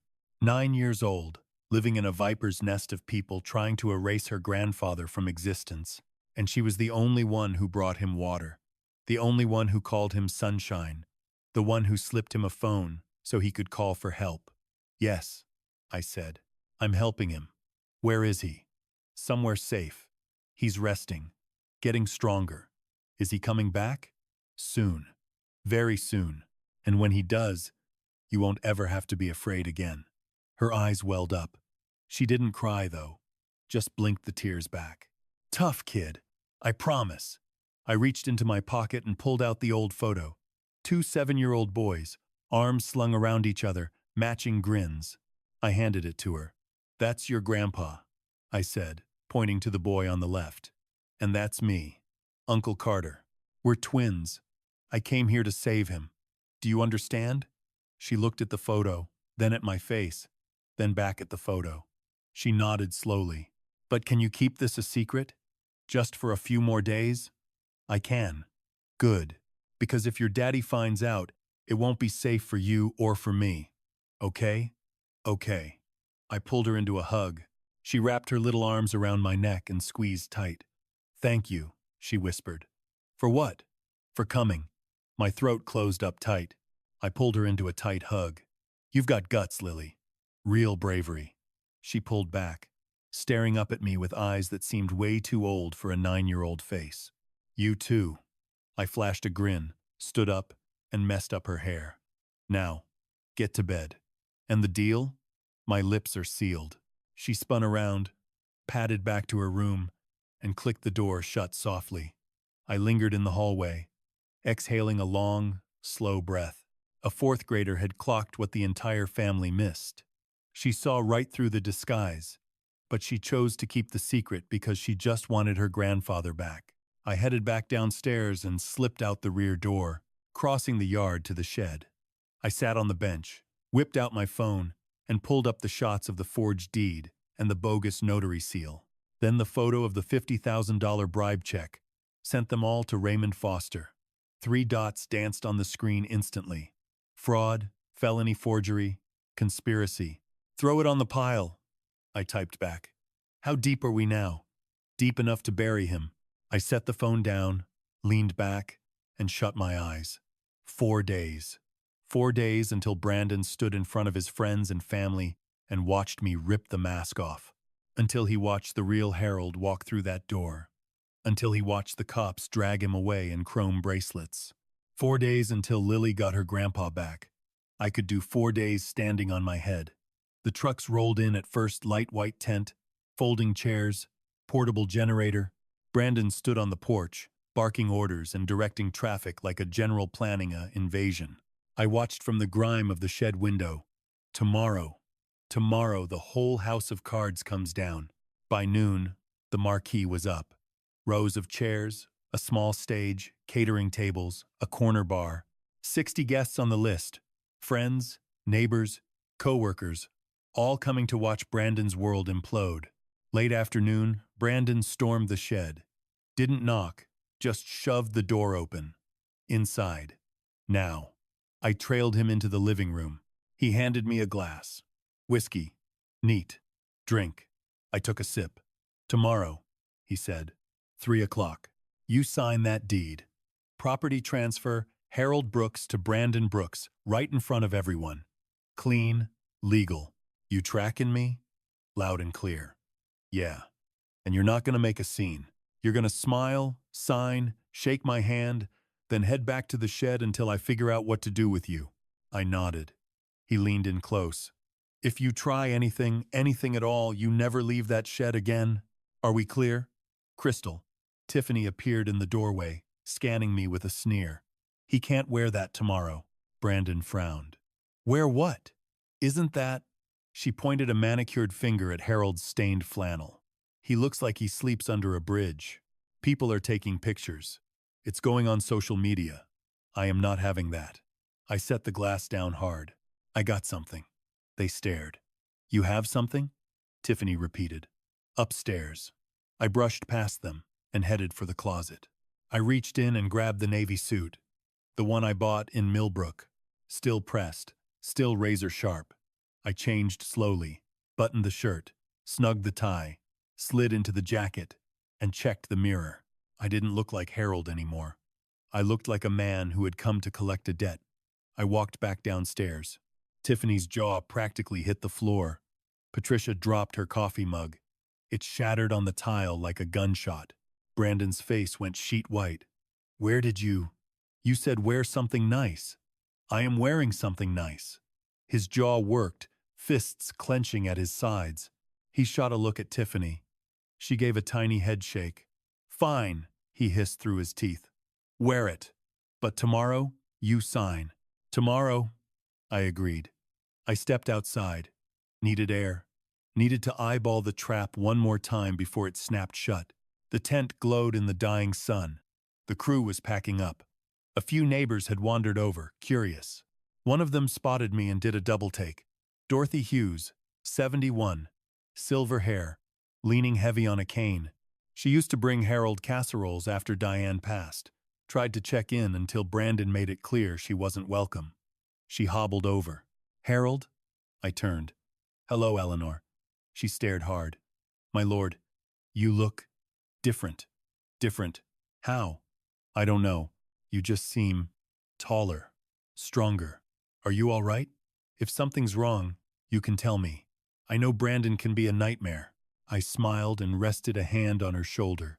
Never felt better, Eleanor. She frowned, studying my face like she was trying to solve a riddle. Just watch tomorrow, I said. Everything's gonna be fine. She didn't look convinced, but she nodded. If you say so, I do. She patted my hand, walked away, glancing back once, still unsure. I watched her go. Then I turned back to the tent. Evening had fallen. The workers were gone. The canvas stood empty. String lights overhead. A projector rigged near the stage. Brandon had rented it for a slideshow. Pictures of him and Tiffany, the wedding, the trips, the perfect life. I walked through the empty tent, checked the projector, the speakers, the laptop hooked into the system. I pulled out my phone and opened the video from 3 nights ago. Brandon's confession. The gas leak plan. $750,000 in insurance money. Worth more dead than alive. I plugged the phone into the laptop and ran a quick diagnostic. The video feed was razor sharp, the audio crisp. Smirking, I yanked the cord, wiped the connection logs, and left the setup exactly how I found it. Brandon thinks he's firing up a wedding slideshow tomorrow. He is in for a rude awakening. I retreated to the shed, grabbed my burner, and made the call. Raymond Foster answered on the first ring. It's Carter. The party kicks off at 3 o'clock tomorrow. I need you on site by 4:30. Bring the squad. Bring everyone. You certain about this? Positive. Once I pull the trigger on this, Carter, there's no U-turn. Good. That's exactly what I want. Silence on the line. What's the go sign? You won't miss it. A dry chuckle. Copy that. We'll be ready. 4:30 sharp. Sit tight until then. I'll try my best. I killed the call and sank onto the mattress, fixing my gaze on the words Lily had scratched into the wall. Lily's sunshine. Tomorrow, she gets her grandpa back, and Brandon loses it all. Heavy footsteps crunched outside. The lock clicked. Brandon barged in, waving a document and a pen. Here!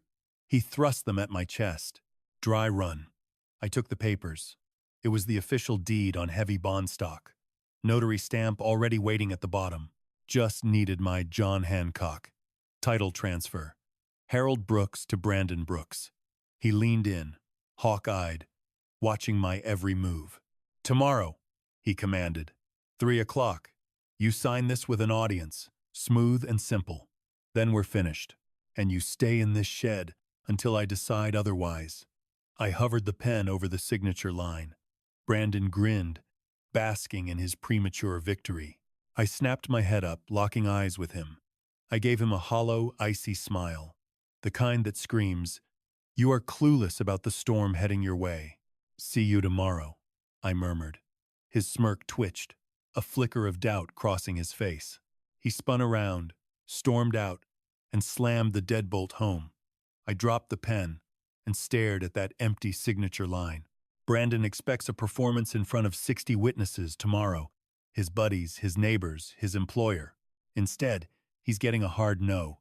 And then, I'm going to expose the real Brandon Brooks to the world. Just 24 hours to go. The snare is laid. The sun is up. Brandon is walking blind into a buzzsaw.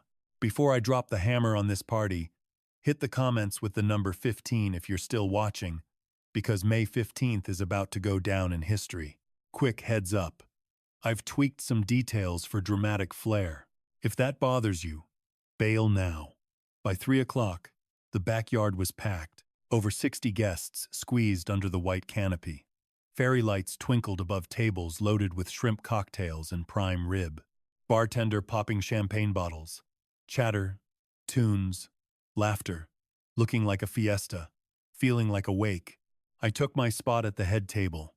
Lily sat glued to my side, right from the start. She wouldn't let go of my grip. "You scared?" she whispered. "No." I squeezed back. "I am." "Don't be. It's almost over." Brandon was working the room near the gate. Big handshakes, booming laugh. Tiffany stood next to him, draped in designer silk, hair and face picture perfect. The golden couple, shining bright. Patricia held court by the booze. Amber looked bored, tapping on her screen. A guy in a budget suit shuffled by, doing a double take when he saw me. Gary Nichols, Brandon's supervisor. The guy who heard the confession 3 nights back. He looked green around the gills. He should have called in sick. Speeches kicked off at 3:30. Brandon tapped a spoon against his flute. The buzz died down. He hopped onto the riser, mic in hand, the projection screen dark behind him. "Hey everyone," he crooned. "Smooth operator. Rehearsed to perfection. Tiffany and I are so blessed to have you all here celebrating our 10-year anniversary." Clapping. Wolf whistles. Brandon beamed, milking the moment. "Before the real fun begins, I gotta thank the team that made this happen. My gorgeous wife, Tiffany. My amazing mother-in-law, Patricia. My sister-in-law, Amber. And most of all, my father, Harold." Every head swiveled toward me. Brandon's grin stretched wider. "Dad's had a rough go lately. Lost mom, health issues. But he's a fighter. He's still standing. And I want to pay him some respect today." He beckoned me over. "Pop, come on up." I rose slowly. Lily's fingers slid away. "You'll be fine," I whispered. She nodded, terrified. I marched toward the platform, every step calculated. People watched, smiling or looking puzzled. I mounted the steps and stood next to Brandon under the harsh lights. He draped a heavy arm around me, pulling me in. "I love this guy," he choked out, feigning emotion. "He taught me everything. And today, I'm giving something back to him. Peace of mind." He reached into his blazer, whipped out the folded document, and held it aloft. "This is a property transfer. Just some legal housekeeping, so he doesn't have to stress about taxes or maintenance anymore." All that stood between him and the jackpot was ink on paper. A ripple of polite applause broke out, heads bobbing in silent agreement. Brandon pivoted toward me, sliding the document closer while clicking a ballpoint pen. "Just a quick autograph, Dad." Right on the dotted line. I accepted the sheet, staring down at the legalese. The property deed. Official. Final. A hungry blank space waiting to swallow my name. I scanned the faces, Patricia beaming like a proud mom, Amber bored, thumbing through her phone. Gary Nichols studying his loafers like they were fascinating. And Lily, watching, waiting. My gaze snapped back to Brandon. He wore the grin of a man holding a royal flush. I deliberately folded the document and slapped it onto the podium. Actually, I've got a better plan, I announced. Brandon's blink was slow, confused. Excuse me? I gently pried the microphone from his grip. He was too stunned to fight me for it. I addressed the gathering. Folks, before I put pen to paper, I think it's only fair you see exactly what we're toasting to today. The smugness dripped off Brandon's face. Dad, what are you doing? Let's roll the tape, I said. I fished the remote from my jacket pocket. Brandon's eyes bulged. Wait, I hit play. The giant monitor behind us buzzed to life. There he was in high definition, Brandon at a poker table, flushed with booze, nursing a tumbler of scotch. His voice boomed through the PA system, crisp and damning. Old man sitting on $6.2 million and doesn't have a clue. A pin-drop silence fell over the lawn. Brandon scrambled for the laptop. I cut off his path, using my shoulder to check him. He snarled like a cornered animal. On the screen, Digital Brandon kept blabbing. Highway project finalizes in August. Once I transfer the deed, I am a ghost. Mexico bound. Tiffany already put a deposit on the condo. A collective gasp rippled through the guests. Phones shot up like lighters at a concert. Then, Gary Nichols' voice on the recording. What about your pop? On screen, Brandon threw his head back and laughed, raising his glass. Gas leak. Faulty water heater. Just a tragic, fiery accident. I've got a $750,000 policy lined up. Dr. Pierce already agreed to sign the cert. No autopsy, no questions. The backyard detonated into chaos. Shock, horror, disbelief. Tiffany stood up, all the blood draining from her face. Kill it! Turn it off! Brandon tried to bulldoze past me. I planted my feet. Move it, old man. Not a chance. On the monitor, Brandon toasted the air. Here's to early retirement, and to a father who's worth a hell of a lot more dead than he ever was alive. He downed the drink. The screen cut to black. The silence in the yard was heavy, suffocating. 60 pairs of eyes stared back. 60 phones recording every second. I pivoted to face my nephew. He was a statue, pale as a sheet, jaw hanging loose. I leaned in, lips brushing the mic mesh, amplifying my whisper to a roar. I'm not signing a damn thing. Brandon's eyes met mine, feral, desperate. And one more thing, I added. I reached up and unbuttoned the ratty flannel overshirt I'd been living in. I let it pool on the stage floor, revealing the crisp navy suit underneath. I straightened my spine, shedding the stoop, growing 3 inches instantly. The frail old man act evaporated. I'm not Harold Brooks, I declared, my voice dropping its gravelly pretense. Confused murmurs rippled through the crowd. My name is Carter Brooks, Harold's twin brother, and for the last 10 days, I've been camped out in that garden shed, gathering evidence, recording confessions, watching my brother's own flesh and blood plot to erase him. I drilled my gaze into Brandon. You locked your dad away, starved him, robbed him blind.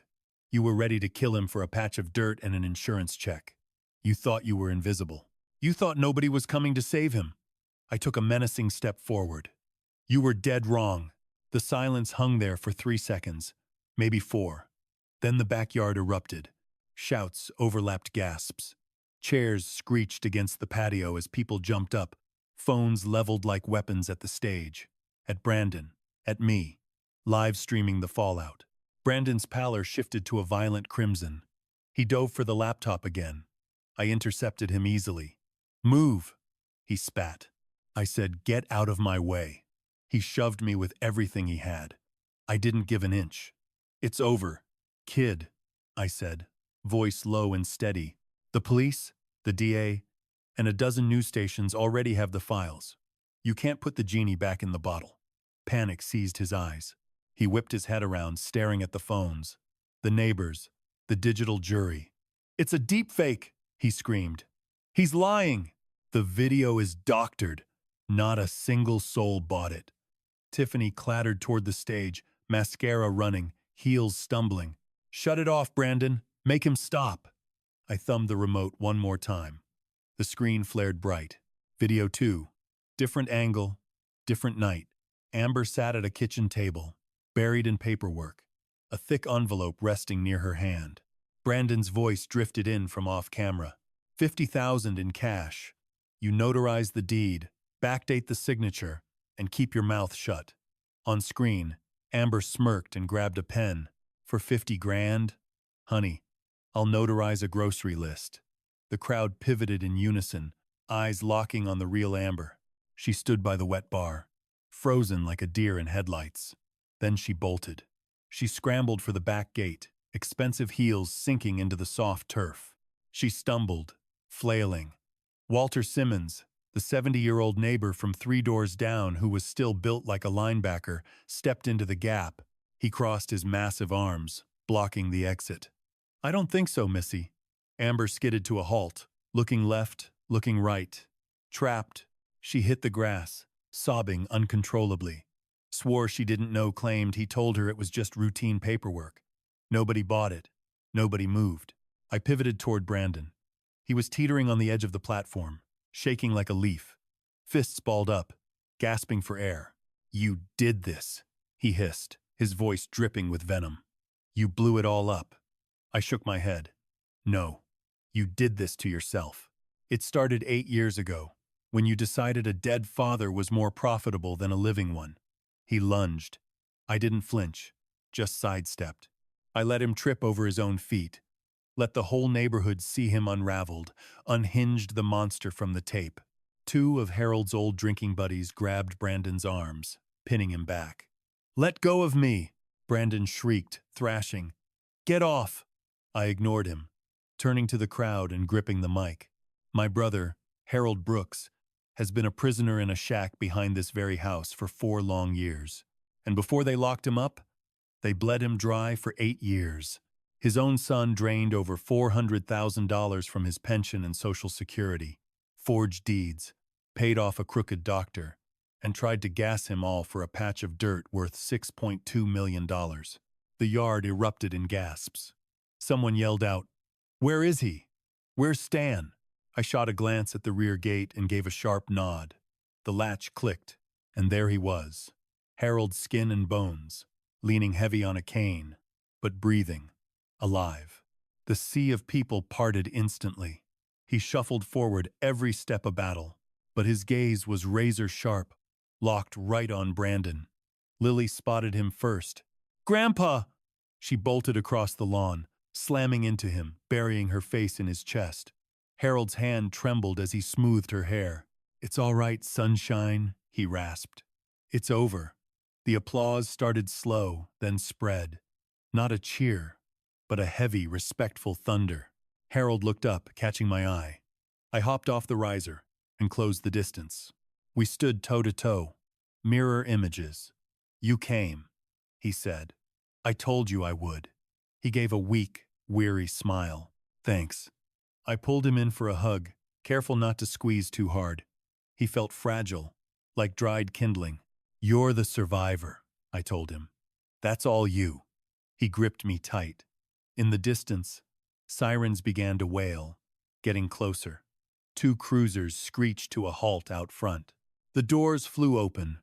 Detective Karen Webb stepped out mid-40s, eyes like flint, uniform crisp. She marched into the yard, badge raised high. 3 uniforms flanked her.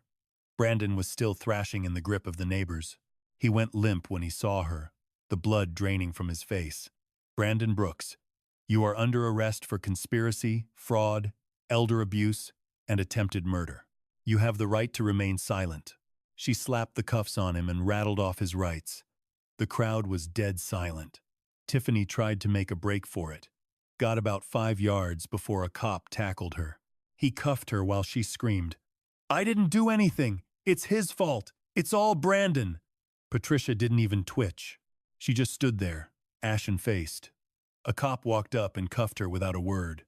Amber was still on the grass, wailing, "Please, I swear I didn't know. I'm sorry." They cuffed her anyway. 4 perps, 4 sets of silver bracelets, 4 lives torched in front of 60 witnesses. The cops marched Brandon past Harold, but he dug his heels in. Silence hung heavy in the air. Harold took a shaky step forward, staring his son dead in the eye. "You're my boy," he said, his voice cracking. "I raised you. I loved you. I would have given you the world, and you threw me in a cage, hoping I'd rot." Brandon opened his mouth, but nothing came out.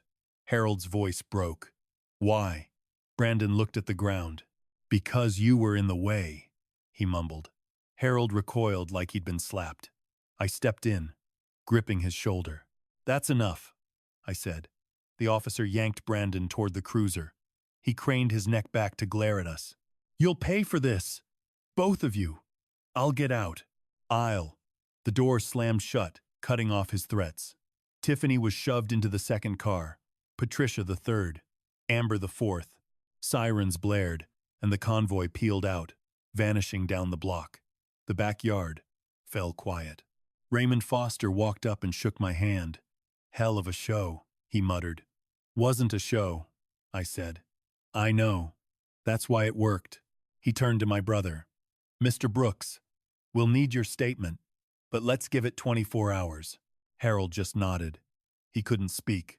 Dorothy Hughes pushed through the throng, face wet with tears. She grabbed Harold's hands.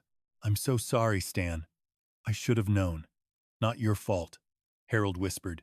"Nobody knew. That's how he rigged it." She hugged him gently. Then the floodgates opened. Neighbors and friends lined up, apologizing, weeping, offering whatever they had. He thanked every single one of them, exhausted but standing tall. Lily never let go of his hand. I stayed back, watching. Let him have his moment. Let him be seen. Let him be real. Mitchell sided up to me. "You did good work. We ain't done yet." "No, but the hard part's over." I looked at Harold, at Lily holding on for dear life, and the wall of neighbors protecting him. "Yeah," I muttered. "It really is." By the next morning, the Millbrook precinct smelled like burnt roast and stale bureaucracy. Harold and I were jammed into a cramping interview room, the fluorescent tubes humming angrily above us. My brother looked diminished, smaller than he had even yesterday. Thinner, more brittle. It was like the adrenaline crash had finally hit, and the crushing weight of the last 8 years was collapsing on top of him. Detective Karen Webb sat opposite us with her laptop open, the recording device on the table pulsing a steady, ominous red. Raymond Foster leaned against the windowsill, his briefcase unlatched, a flash drive in his hand. "Mr. Brooks," Morgan said, her eyes fixed on Harold. "I need you to walk me through the timeline. Start from 2017. Harold's hands were shaking violently. I reached across the table, anchoring his wrist with a firm grip. He glanced at me, swallowed hard, and started talking. "My wife, Diane. She died in March of 17. Cancer. Right after the service, Brandon moved back in. Claimed he wanted to help out. Within 30 days, he'd swiped my phone, changed the locks, and cut the internet line. I couldn't call a soul, not even Carter. Mitchell stepped in then. We pulled the bank records. We see a systematic siphoning of funds starting in April of that year. Harold's pension $2,400 a month, and his Social Security checks for $1,850. All of it was rerouted to a joint account Brandon controlled. Detective Morgan's fingers flew across her keyboard. "That's over $4,000 a month. $51,000 a year," Mitchell corrected. "Over an 8-year spread, total theft is approximately $410,000. Harold's voice cracked under the strain. I had no idea. Brandon swore he was depositing it. He tossed me a $20 bill once a week for food. Said every other cent went to the IRS. Medical bills, house repairs, and the lockup. Morgan's expression softened. "The confinement?" she asked quietly. 4 years ago. May 2021. Brandon locked me in the backyard shed. Said I was too old. That I was wandering off and causing trouble. Door had a keypad lock. No toilet. Just a mattress and a single bulb. Harold's voice dropped to a rasp. Sometimes he forgot dinner. Sometimes the water bottle ran dry for 2 days straight. My jaw clenched so hard my teeth ached. I knew that shed. I'd spent a night in that box, but hearing him detail 4 years of it, 4 years of isolation, starvation, and terror made my blood freeze. Mitchell slapped a manila folder on the table. We also have a forged power of attorney from 17, a fake quitclaim deed dated May 16, 2025, and a life insurance policy for $750,000, taken out in December 2023. Brandon Brooks is the sole beneficiary. Ma'am, they planned a gas leak. I cut in. Stage it like an accident, cash the policy, and flip the land for $6.2 million. Morgan's eyes turned to steel. We have the confession on tape. Brandon Brooks and Gary Nichols discussing the hit, the timeline, the escape to Mexico, the whole 9 yards. She clicked her pen shut. Here is where we stand. Brandon Brooks is booked for conspiracy to commit murder, elder abuse, financial exploitation, fraud, and forgery. Tiffany Brooks, conspiracy, elder abuse, and fraud. Patricia Sullivan, conspiracy and accessory. Amber Sullivan, forgery, bribery, and conspiracy. Harold stared at the laminate table. I just want this to be over. It will be, Mitchell promised. But we have to paper trail everything.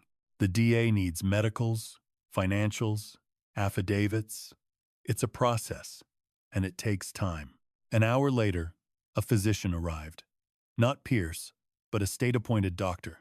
He examined Harold in an observation room while I paced the narrow hallway outside. When the doc emerged, he looked grim. Severe malnutrition, he told Detective Morgan bluntly. Muscle atrophy, infected ulcers on the feet, signs of prolonged dehydration, and severe psychological trauma. Definitely PTSD. Morgan nodded, scribbling notes, adding it to the file. By noon, we were free to go. Brandon, Tiffany, Patricia, and Amber were all held without bail pending arraignment. Mitchell said the DA was confident between the video, the bank logs, and the medical report. It was a slam dunk. Harold and I walked out into the bright afternoon. He squinted, shielding his eyes like a mole seeing the sun for the first time. What happens now? He whispered. Now you recover, I said. We find you a place. We get your strength back. We let the system burn them. He stopped on the sidewalk, staring at his empty hands. Carter, I've got nothing.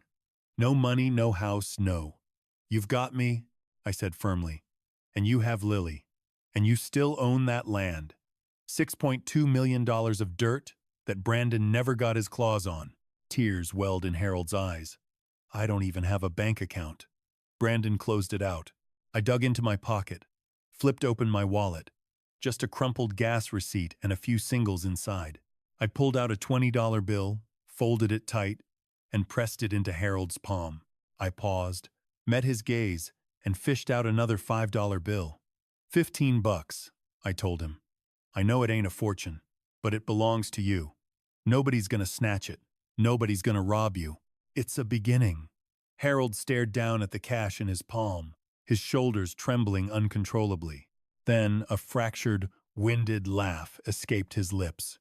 $15, he whispered. 8 long years. For $15. I draped my arm around him, pulling him close. We're gonna recover the rest, Stan. Every single cent. You have my word. He nodded, gripping that cash like it was the only thing keeping him afloat.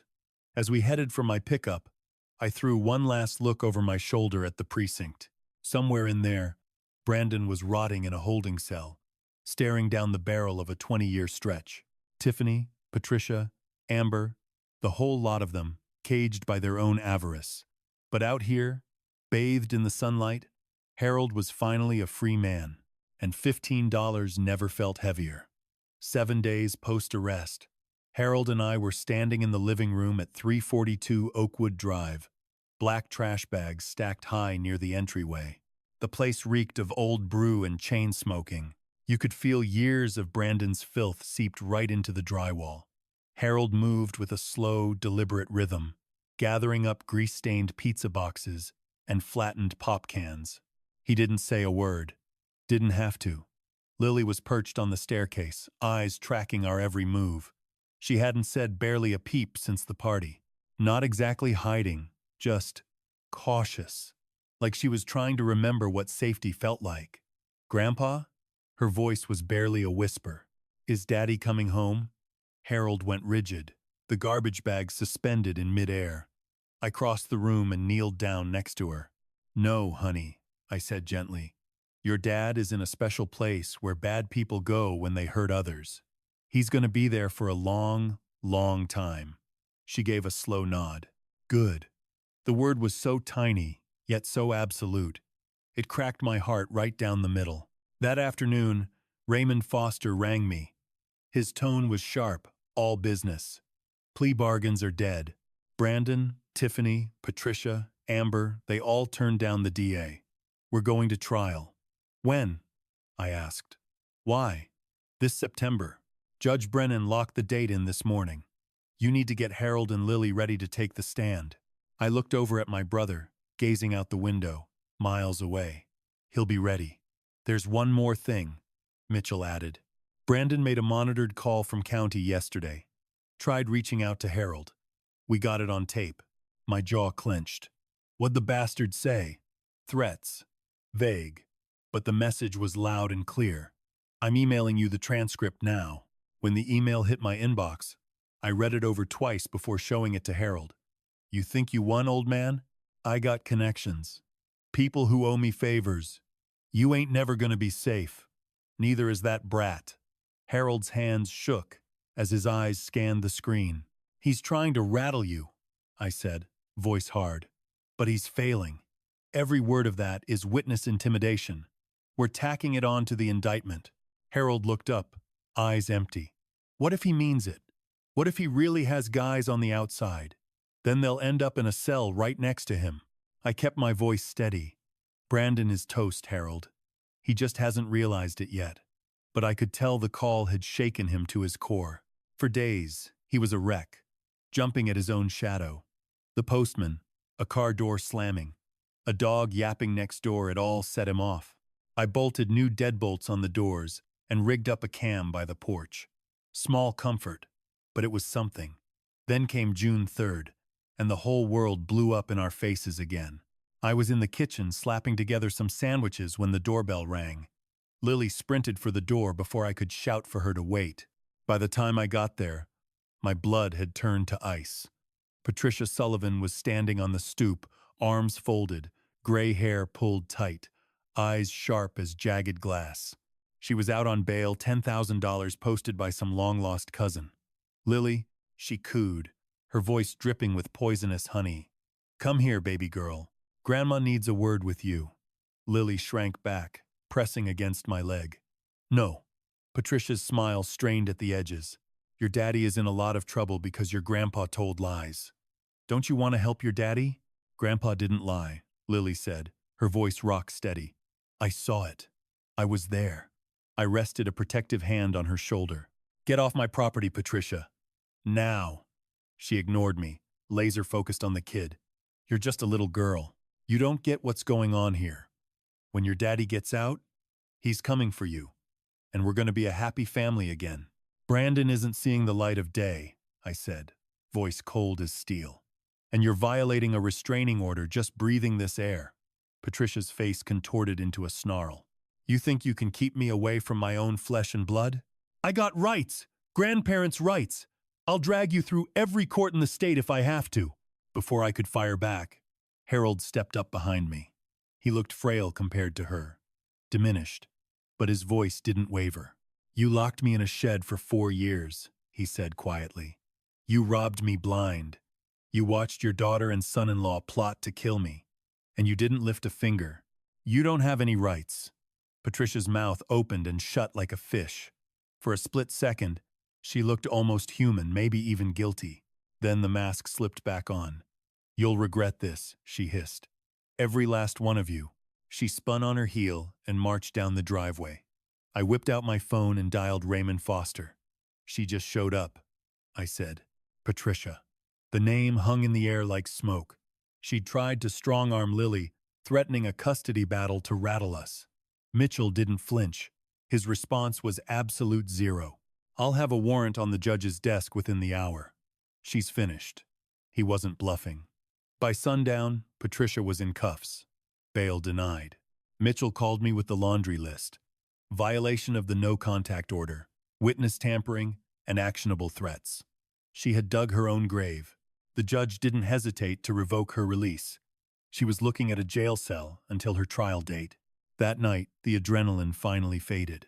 Harold and I sat on the porch, watching fireflies pulse in the velvet darkness. Upstairs, Lily was fast asleep. Mitchell had secured a child psychologist 2 sessions a week. She's resilient, the doctor had said, but healing takes time. Out of the silence, Harold spoke. I want to raise her. Permanently? I asked. I want to be her legal guardian. I studied his profile in the shadows. You'd be a hell of a father to her. Stan, can we actually pull this off? He asked. I ran the numbers in my head. Brandon was behind bars. Tiffany was staring down a minimum of 7 years. Patricia and Amber were co-conspirators in a scheme to exploit a defenseless old man. The whole lot of them were unfit to raise a houseplant, let alone a child. We'll petition the court, I said, voice steady. Mitchell can file the motion. With both parents looking at hard time, you're the only logical choice. Harold nodded, gaze fixed on the yard. I just want her safe. I want her to know what a normal life feels like. She will, I promised. We'll make it happen. The silence returned, comfortable this time, until my phone vibrated against my leg. Mitchell, call me. Urgent. I stepped into the hallway and hit dial. What's the damage? Mitchell sounded calm, but I heard the tension tightening his vocal cords. We've got a problem. Someone else just staked a claim on Lily. Someone who throws a wrench in the whole strategy. My gut clenched. Who? Harold's daughter, he said. Christine. The world stopped spinning for a second. Christine. The daughter Harold hadn't seen in 6 years. The one who left Lily with those monsters and vanished into thin air. She's alive? I asked, voice low. She is, and she just contacted my firm. She wants custody. I leaned against the wall, exhaling a breath I didn't know I was holding. When? She's flying in next week. We need to sit down with her, vet her story, and decide what's right for the girl. He paused, letting the news sink in. It's a mess, Carter. The whole case is a mess, I muttered, rubbing my temples. One more loop in the roller coaster won't kill us.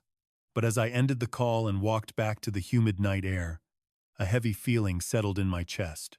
Harold was ready to step up. He wanted to be the father figure Lily needed. And now Christine, wherever the hell she'd been, was back, wanting her niece. Lily was the rope in a tug-of-war she didn't deserve. I sank into the chair next to my brother. He caught my look instantly. What did Mitchell say? I hesitated, searching for the right words, then gave it to him straight. The color drained from Harold's face. It's Christine, I said softly. After 6 years, she's coming home, and she wants Lily. Harold gripped the armrests, knuckles white, staring into the dark. Christine, he whispered. After 6 years, she wants to be part of Lily's life, I added. Harold's voice shook. Lily is my granddaughter. Brandon is rotting in a cell. Tiffany is gone for 7 years. What is Christine's angle? She says she wants to help, I told him. She's her aunt, Stan. She's been running for 6 years, and now she wants to come home. He nodded slowly, processing. Then we meet her. We listen. We figure it out. Because in the end, this wasn't about Brandon or Tiffany or Patricia or even us. It was about a little girl who deserved a family that would stand between her and the world, no matter the cost. June 10th. Raymond Foster's office. I watched the second hand tick around the clock face. Harold sat next to me, hands clasped, jaw set like granite. He looked like he hadn't slept in a week. I didn't feel much better. She'll be here in 5 minutes, Mitchell said, scanning his screen. Christine Brooks, clean record, steady income, registered nurse in Portland, Oregon for the last 4 years. I'd already run my own background check. Christine Brooks, 42, born and bred in Millbrook. Left Tennessee in 2019. Before that, she was a part-timer at the local clinic. Then, poof, gone. Why did she run? I asked. Mitchell slid a file across the mahogany desk. She claims Brandon threatened her, said if she didn't disappear, she'd end up in the shed, just like her father. Harold flinched as if slapped. She knew I was in trouble? She suspected, Mitchell corrected. But Brandon held all the cards, the house, the money. She felt powerless. Harold whispered, the guilt thick in his voice. She's my daughter. She should have called for help. Brandon isolated her. Stan, same way he did to you, I said gently. Fear is a powerful cage. He locked you both in it. The heavy office door clicked open. A woman stepped inside. Thin, auburn hair tied back loosely, shadows under her eyes that matched her father's. She wore simple jeans and a gray sweater. Her gaze landed on Harold, and her expression shattered. Dad, she breathed. Harold rose to his feet, unsteady. The room went silent. A decade of pain hung between them. Then Christine moved, crossing the gap to wrap her arms around him, burying her face in his shoulder. I'm so sorry, she sobbed. I should have stayed. I should have fought.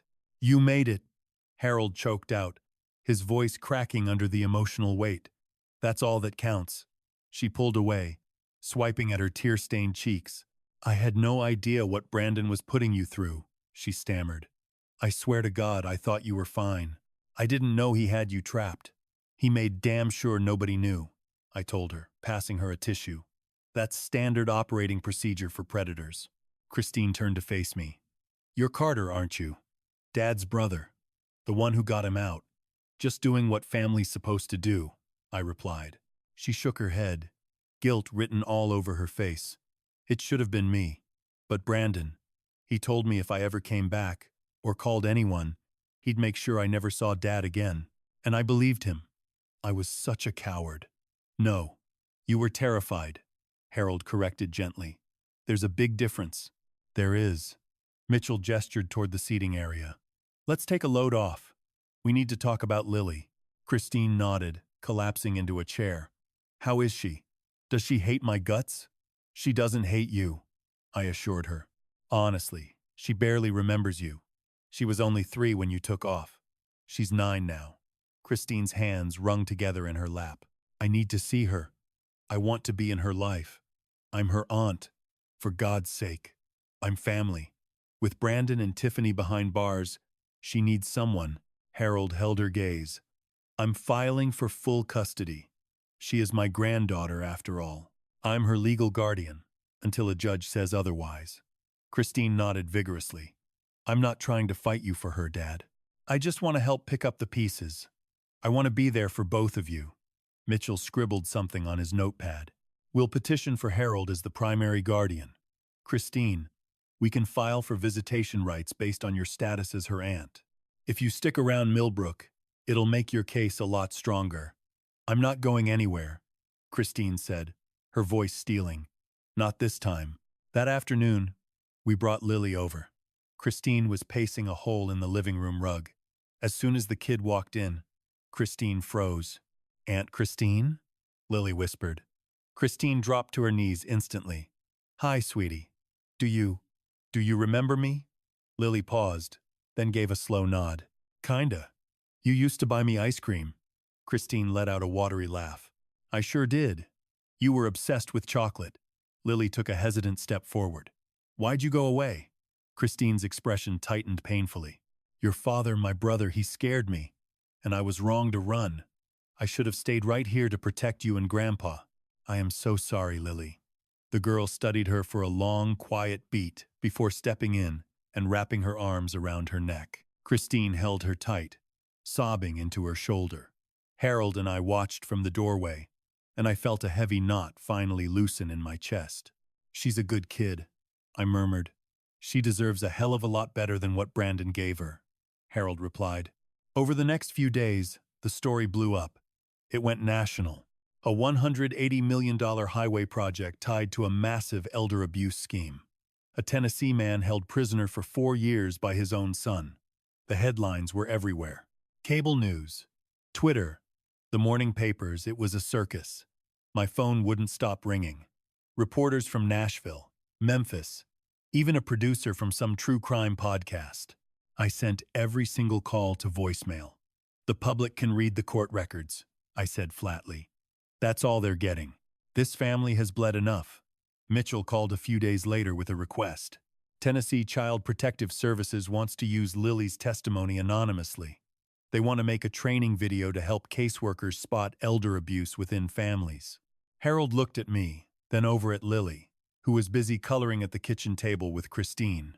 If it keeps this from happening to someone else, Harold said softly, then do it.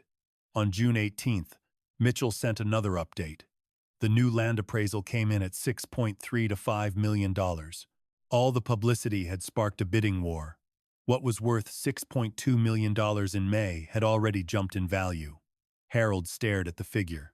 All this suffering for money, he muttered. For greed, I corrected. Money's just a tool. Brandon turned it into a weapon. That same day, the court notice arrived. Trial date, August 15th, 2025. Brandon's new defense attorney had filed a motion claiming entrapment. The argument was that I'd illegally recorded Brandon, manipulated the scenario, and violated his rights by impersonating Harold. Mitchell wasn't sweating it. Entrapment requires coercion, he explained. You didn't force Brandon to commit a crime. You just documented the crimes he was already committing. Judge Brennan isn't going to buy that garbage.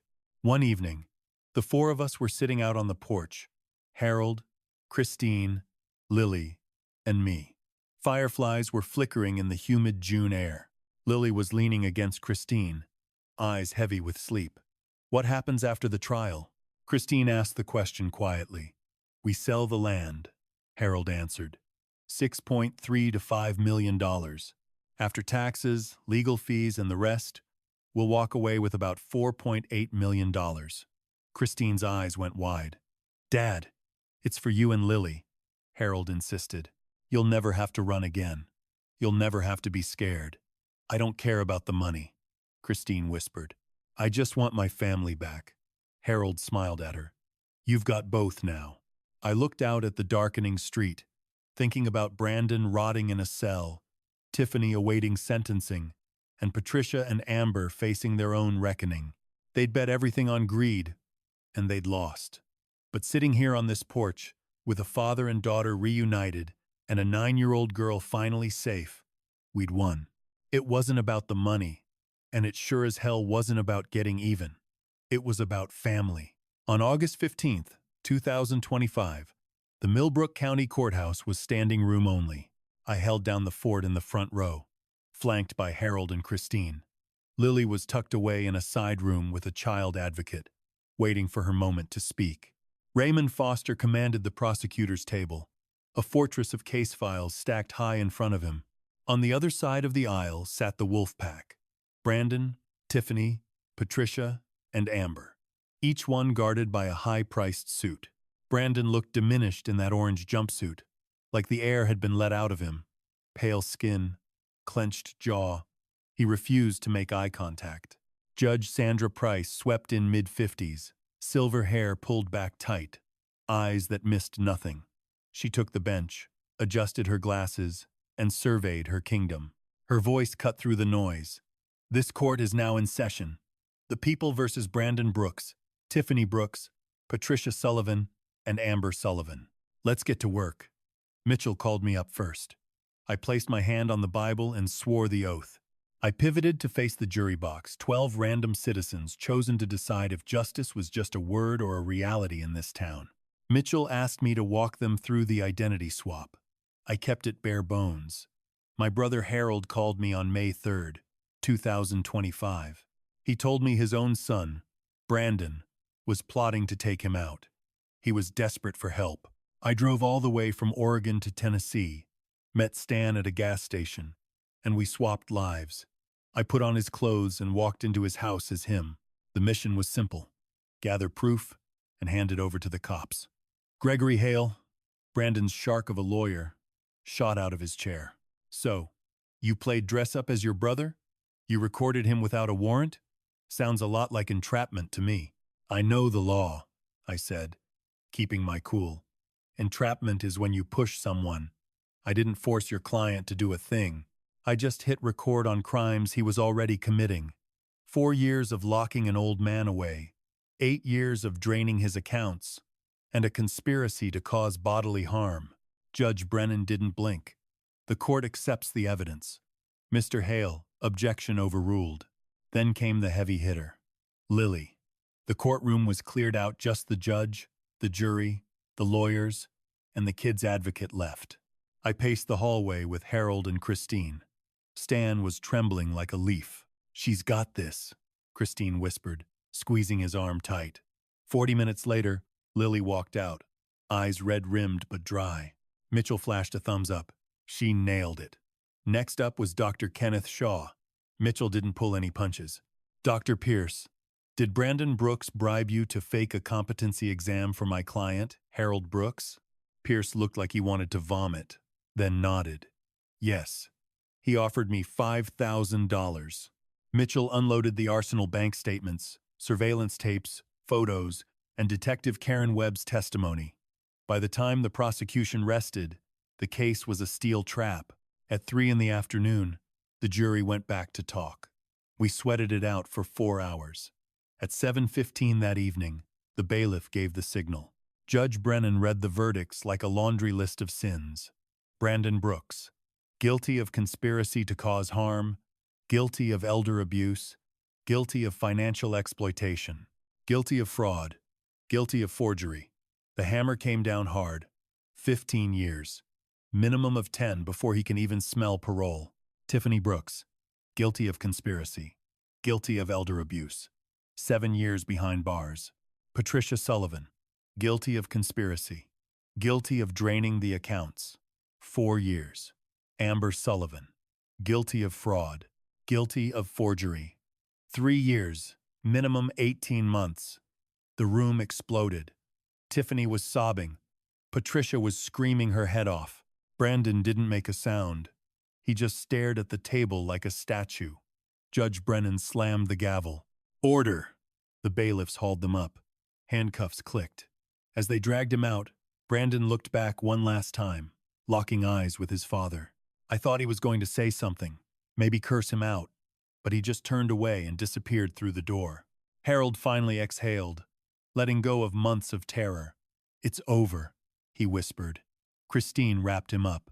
Lily buried her face in his shoulder. I stood back and watched my brother take his first real breath of freedom. 3 weeks later, Harold unloaded the land. The highway project got the green light.